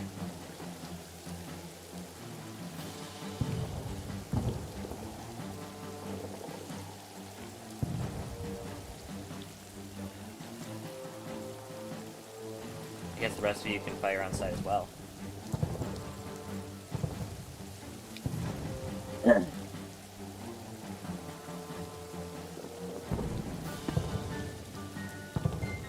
Take your shot, Lopes! Did you get him?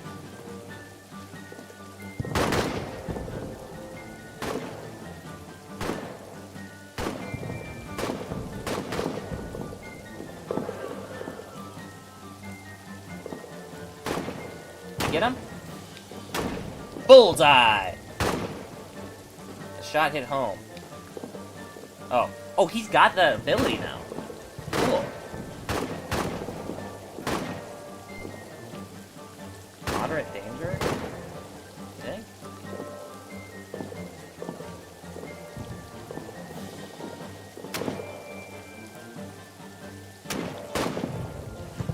Covering fire from movement.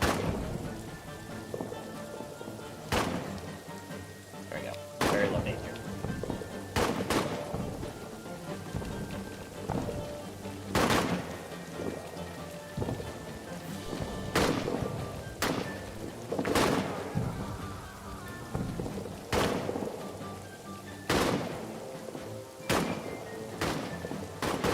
What? Where are the gnats at here? Okay.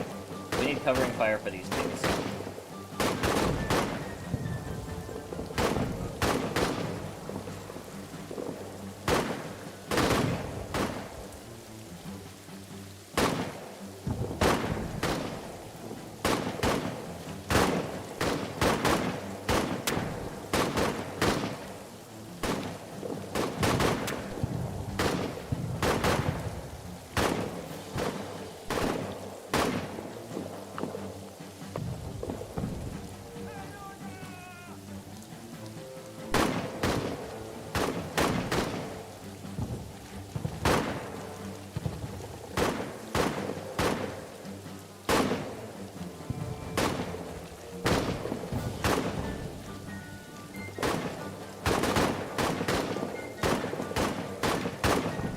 Didn't find any ammunition, but I did find some bandages. Good, good. Bandages are good.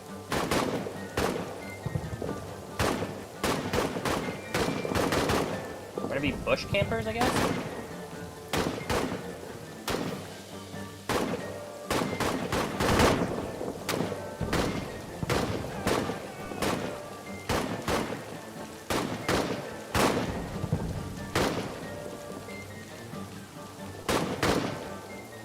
Look at us in our new helmets, I just now realized.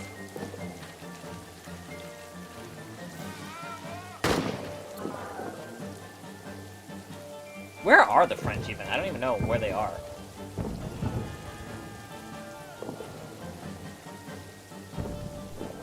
Oh, there they are. Okay. This is in grenade range? Oh, those guys.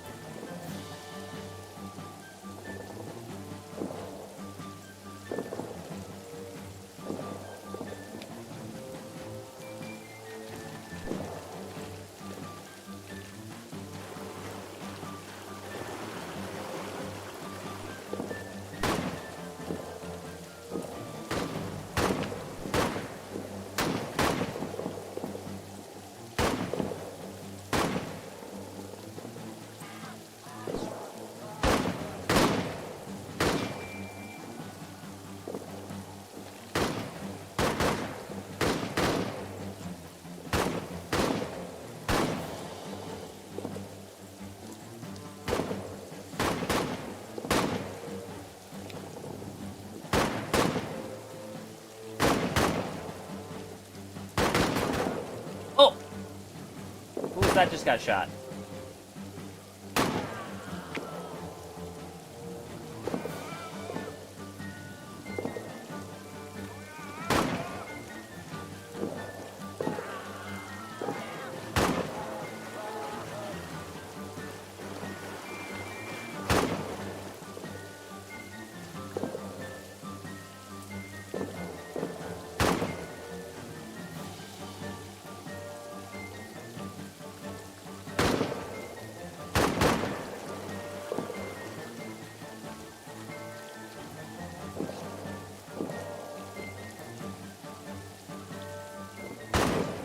Wait, someone did get shot, but they're not down. Oh, no, they are.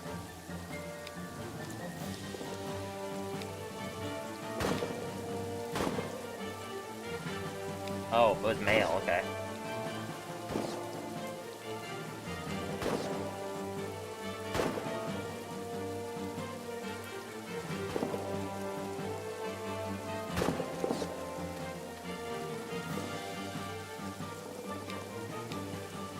Can you sniper?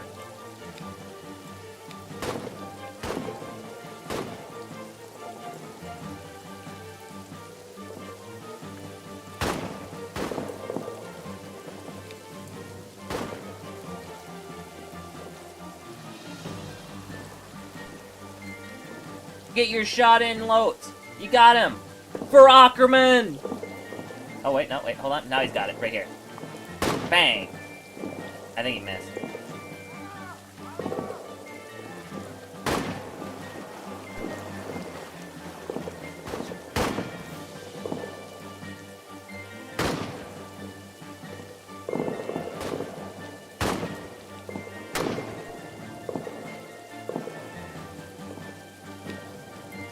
I tried, missed a shot, that's fine. Any more time, but I think we'll pull through it back.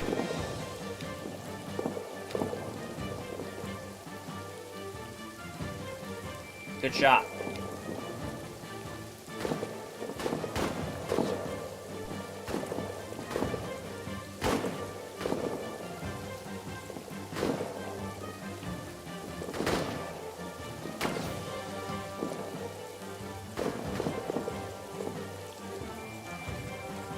We're gonna suppress for our team.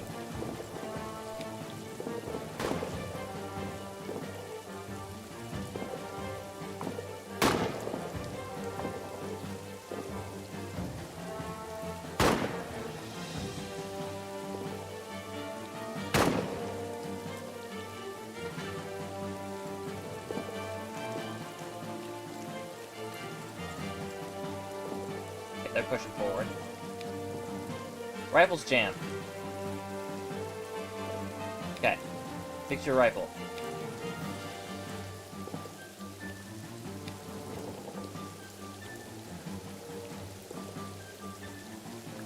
Spitfire, escort male to the field hospital.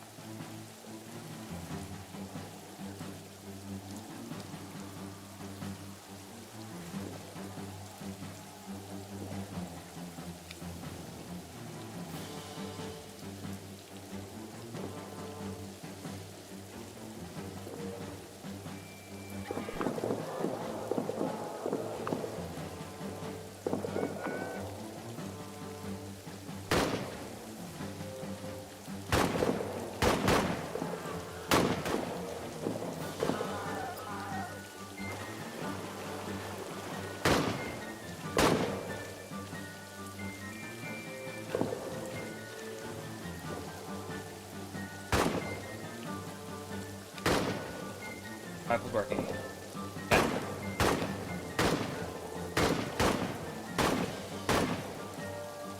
Is there anything else? Stop. Stop bleeding.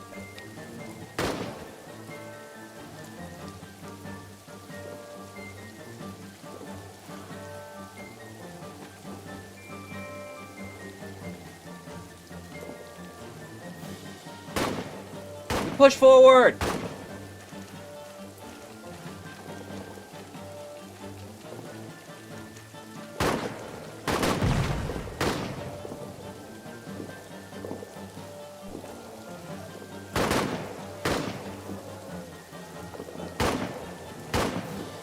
Alright. Fleckner, cut the barbed wire. Mank, where's Mank? Throw a grenade. And the other two fire on sight, because they're probably gonna move.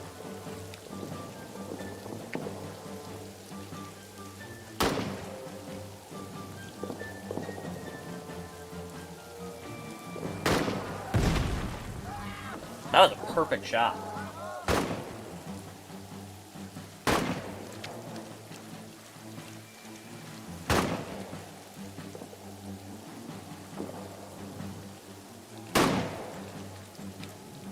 Got one. Nice. Cut a path to the barbed wire. Grenade was a direct hit. Perfect.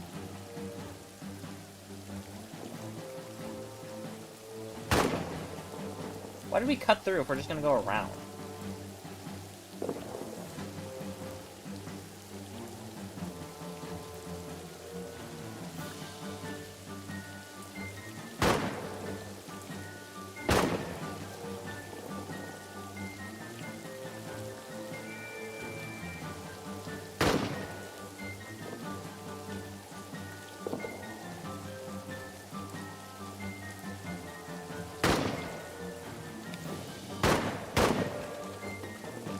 Move into the trenches! Oh, who was that?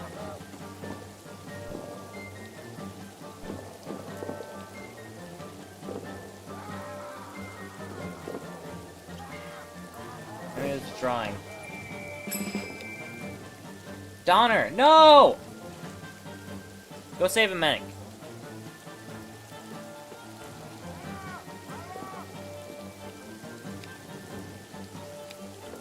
Go treat the wounded nearby.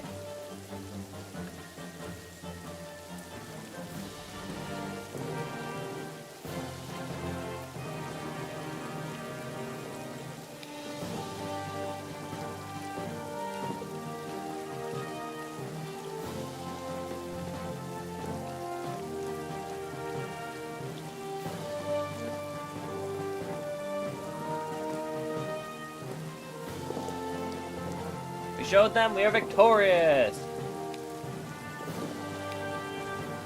There's no one left to get help, okay.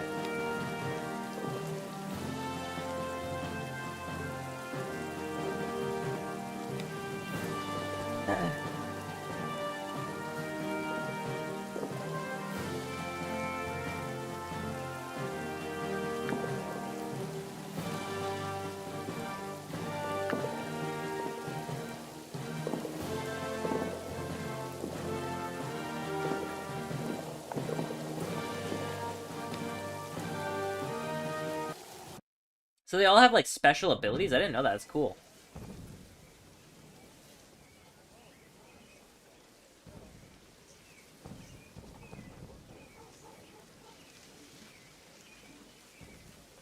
Oh, I always forget I have to click for those.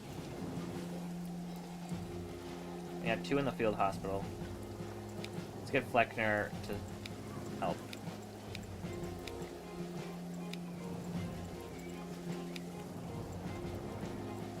Secret to a successful campaign is a good plan, and the men who can implement it. You have shown that you are one of them. I am sure that your men will soon be back on their feet. Tell them that the Kai... Okay. Okay. No rest for the wicked, I guess. But there ain't no rest for the wicked.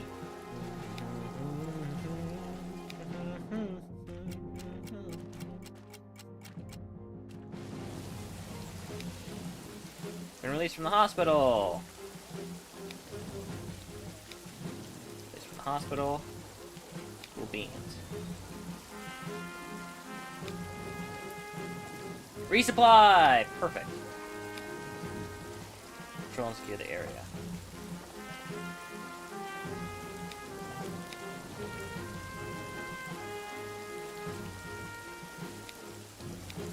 Double rations for a little bit.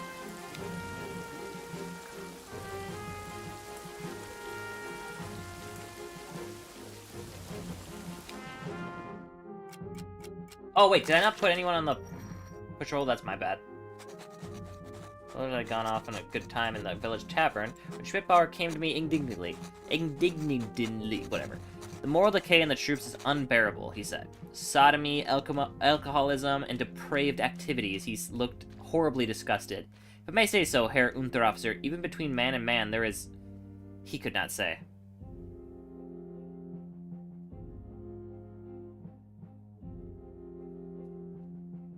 What?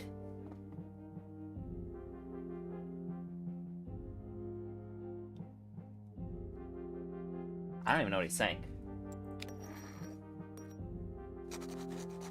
People have behaved modestly in the past back home. It was only out of fear. But what's left to threaten them with here? Hell? We're already there. I included everything around us with a wide gesture. Schmidbauer looked at me with disdain. I should report you to the military leadership, he said. Do that. And left him standing there without another word.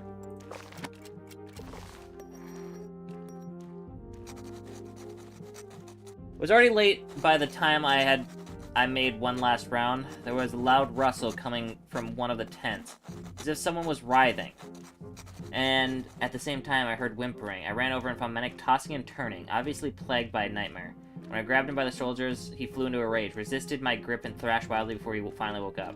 Recognized me and stopped, startled.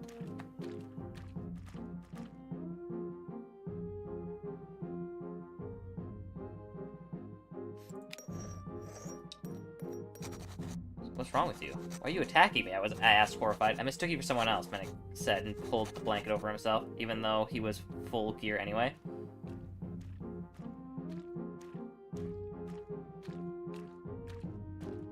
What did you mistake me for? Someone from my dream. He continued quietly, staring blankly at the floor. Oh, you're still very young. I noticed that Menek was looking at me in horror. Just dreaming of old demons. It has nothing to do with everyday military life, he said with a firm voice. Just give me the chance and I'll prove that I'm 10 times the soldier you'd expect from someone older. Something in his eyes flashed, and I raised my hand placently. It's okay, Menek, I smiled. I guess I didn't need that nice uncle routine here anymore. Without much fuss, I left Menek again.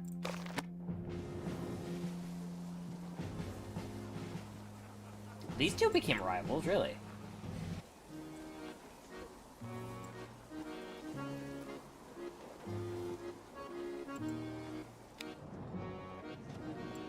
Comment, okay.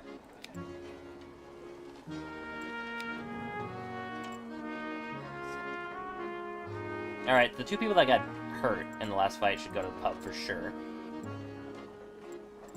Fleckner and Menk.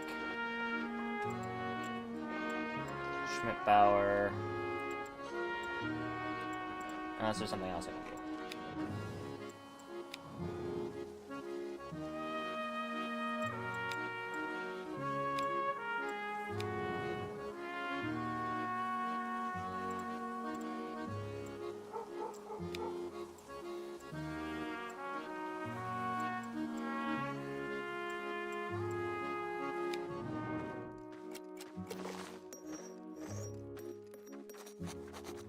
There was a lively atmosphere at dinner. Some soldiers were engrossed in conversation with their comrades, others kept to themselves, tired from the day and accordingly not interested in company. His good mood changed when Schmidbauer joined us. With a gloomy look at the food in front of him, he began to complain. He poked listlessly at his food before throwing his fork down in disgust. Day in, day out, you work yourself to the bone, and for what? For nothing, he said, raising his head and meeting my eyes with loaded gaze. Absolutely nothing. Vehemence with which he spoke made it clear that this was not about the food. Something you want to say to me? Point blank. Everything here is slowly going down the drain, he stood up abruptly. You're just letting it happen. He held my gaze for a moment before giving a frustrated huff and leaving. Tense silence remained. Men wrote letters. Many struggled, as they always did. They stared off into the distance, lost, searching for the right words. How could they tell the people back home about this place? It seemed impossible. Only Lotz filled this page after page without looking up in between. He seemed full of vigor, as he had generally been lately. Stopped next to him on my rounds.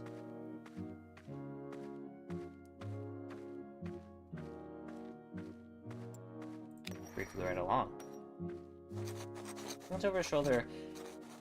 One glance over his shoulder told me that he was writing to his wife, musing about the future they would have together after the war. Next to him, several more letters were already piled up. What are these letters for? I asked curiously, pointing to the pile next to him. Lotz was startled. He hadn't noticed me at all. To friends and fellow craftsmen, he said. With a grin, he added quietly, plans for social justice. I was happy Lotz had something that gave meaning to what he was doing here, something that gave him hope and courage. I smiled conspiratorially and then left him alone again. Was I wrong? Was it not communism? I don't know.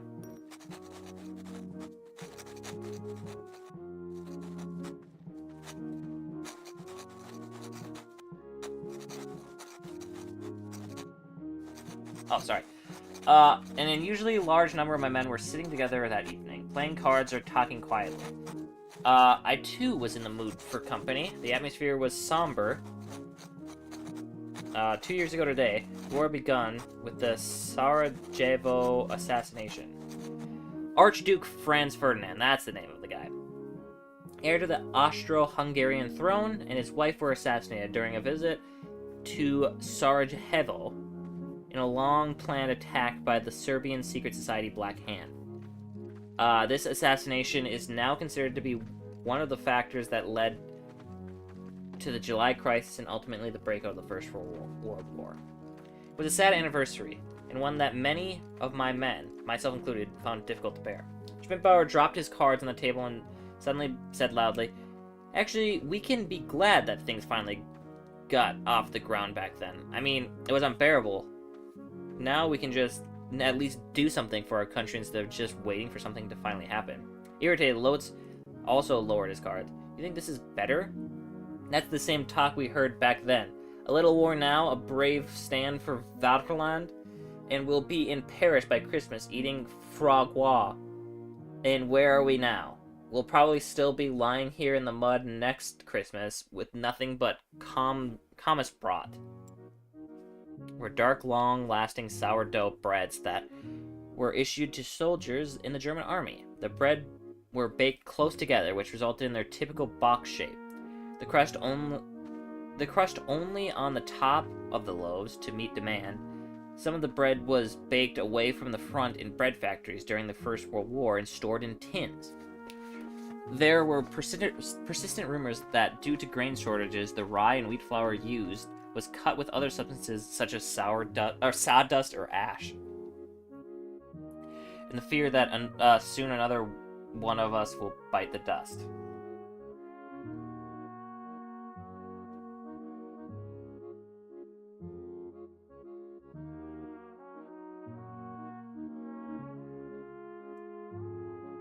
I don't know much about it, so I'm just gonna keep out of it. I just listened and didn't get involved in the conversation. A few discussion broke out among the men. They rarely got as political as they did tonight. Conflict over a small country in the Balkans had sparked a wildfire 2 years ago, and it was still raging today. With fighting now taking place even on islands in the Pacific and the savannas in German East Africa, who could say how long this would continue and what horrors still lay ahead?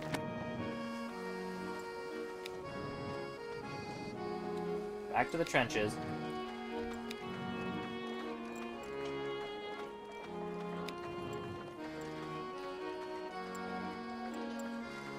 Alright.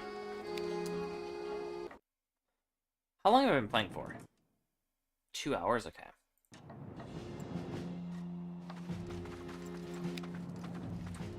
French have a sniper in the area. I shot one of our comrades.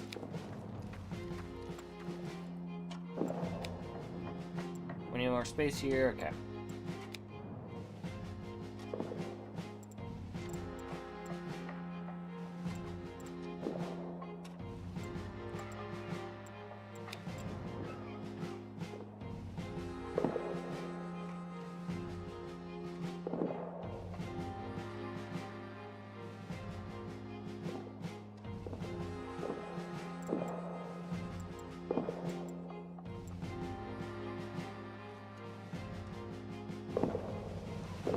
setting up barbed wire takes 2 soldiers that time? Oh no, it was ladders that only took 1 last time. Is there ladders somewhere? Set up ladders, here we go. Oh, wait.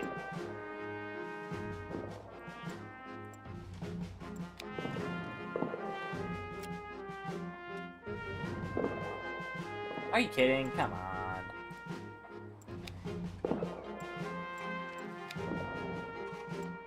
I was injured while trying to carry out your orders. We took him to the hospital, but his wounds didn't look too bad. I think he'll recover. That sucks. It's like the one thing that I didn't want happening.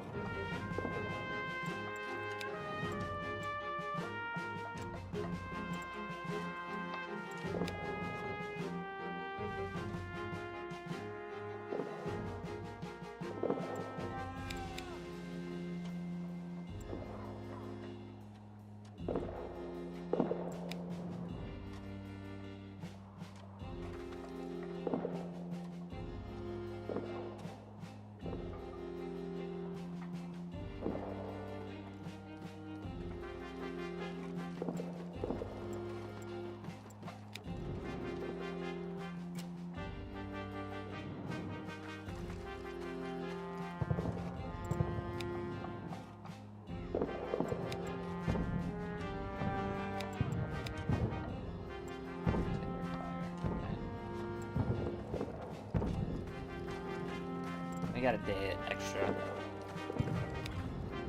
So we should be good. Still firing?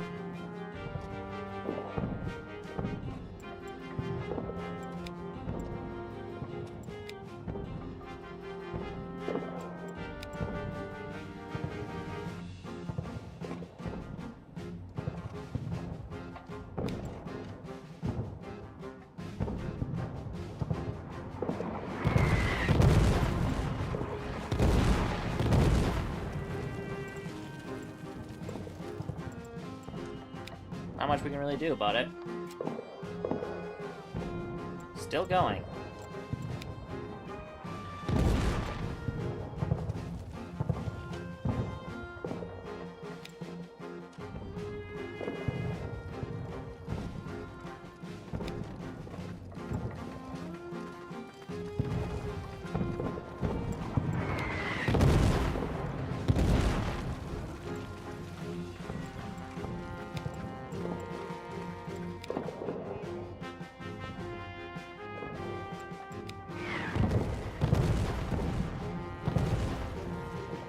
I think we're gonna have to start sending people out to do stuff even during the thing.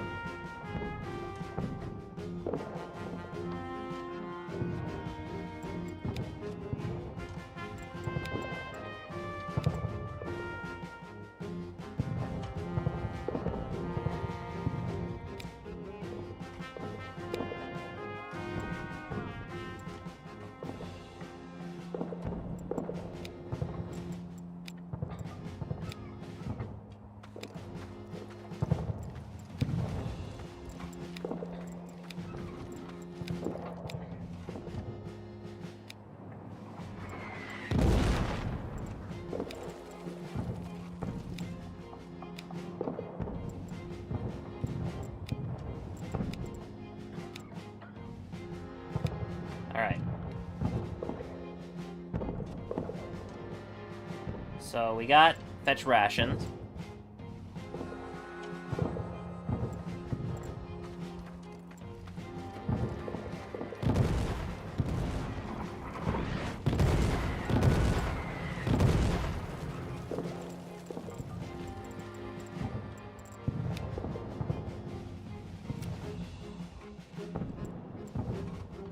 Okay, another person got hit.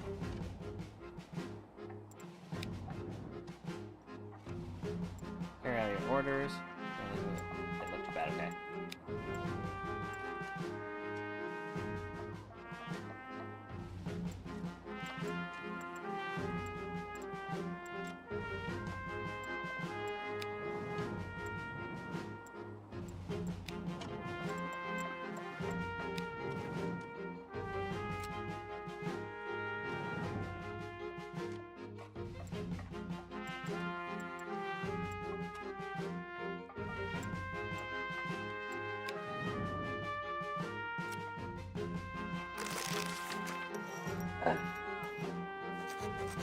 The last few days have been quiet, at least by comparison. No artillery, no attacks, just a few random shots in the distance every now and then.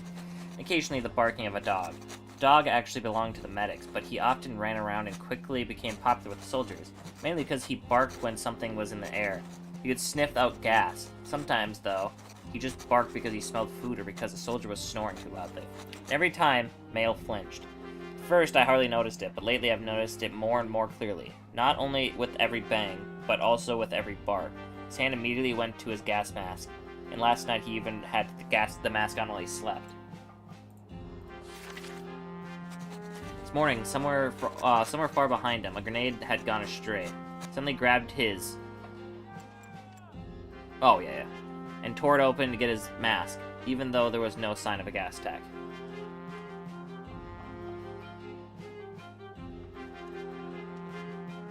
Honestly, better safe than sorry. Walked over and put a hand on his shoulder. It's okay, Mael. Good reaction. He looked at me in surprise. Better use the mask one time too many than one time too few. With your caution, you'll surely survive this war. Mael nodded. Thank you, Herr Unterofficer.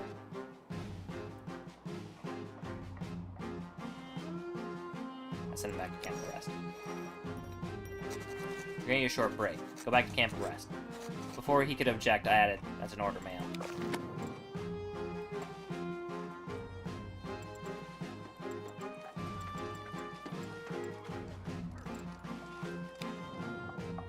Plane was shot down, where the pilot was not found in wreckage.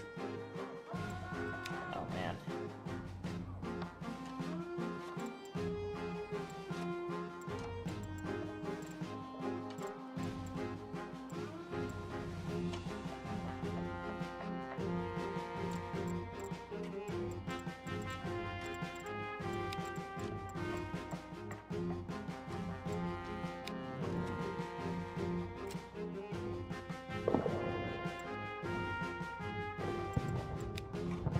French Tread Raider, okay, nice.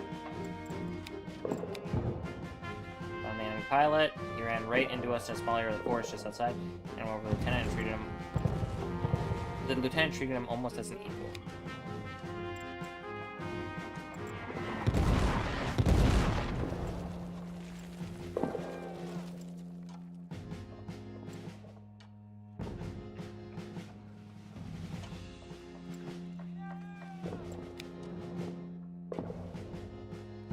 I think these are the only two ones left. Yeah, okay. We got 2 days and we can finish the 2 projects.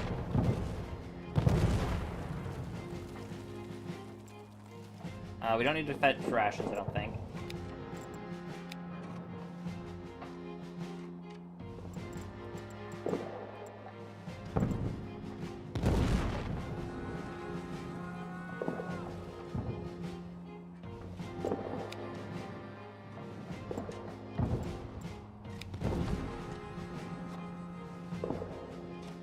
Good job catching the fugitive pilot.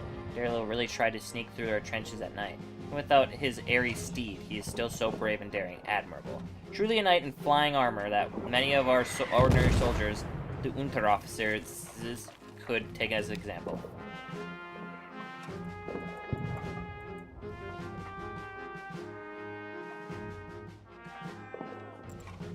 Or was this barbed wire? Over here.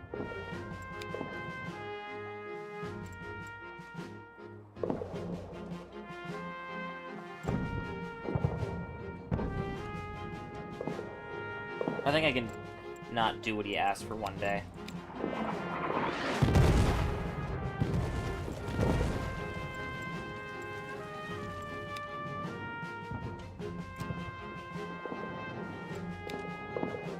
Pack your things, or leave.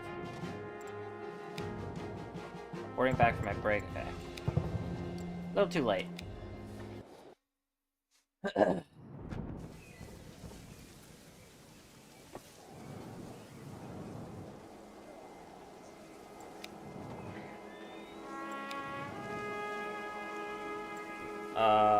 They're in good hands here. We'll do our best, Captain. Good loot. Okay.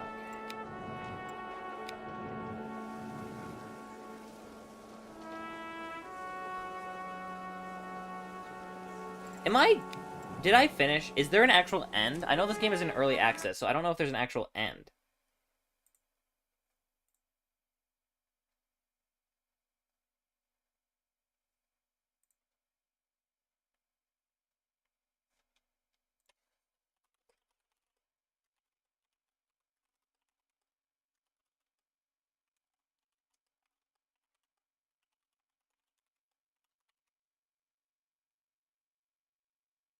Does not have a definitive final ending. Oh, the ending is the first home leave. Okay, so I did finish it a while ago. Okay, because I was getting to the point where it just feels like I was doing the same thing over and over again, and I was a little worried that I finished it and I was just continue playing, which I was. So I think I'm gonna end it there then. I might play something else for a little bit, but I don't know what yet. I haven't decided. I'll probably just start a new stream. Honestly, it just is easier for me to keep track of everything then. Yeah, I'll just do that.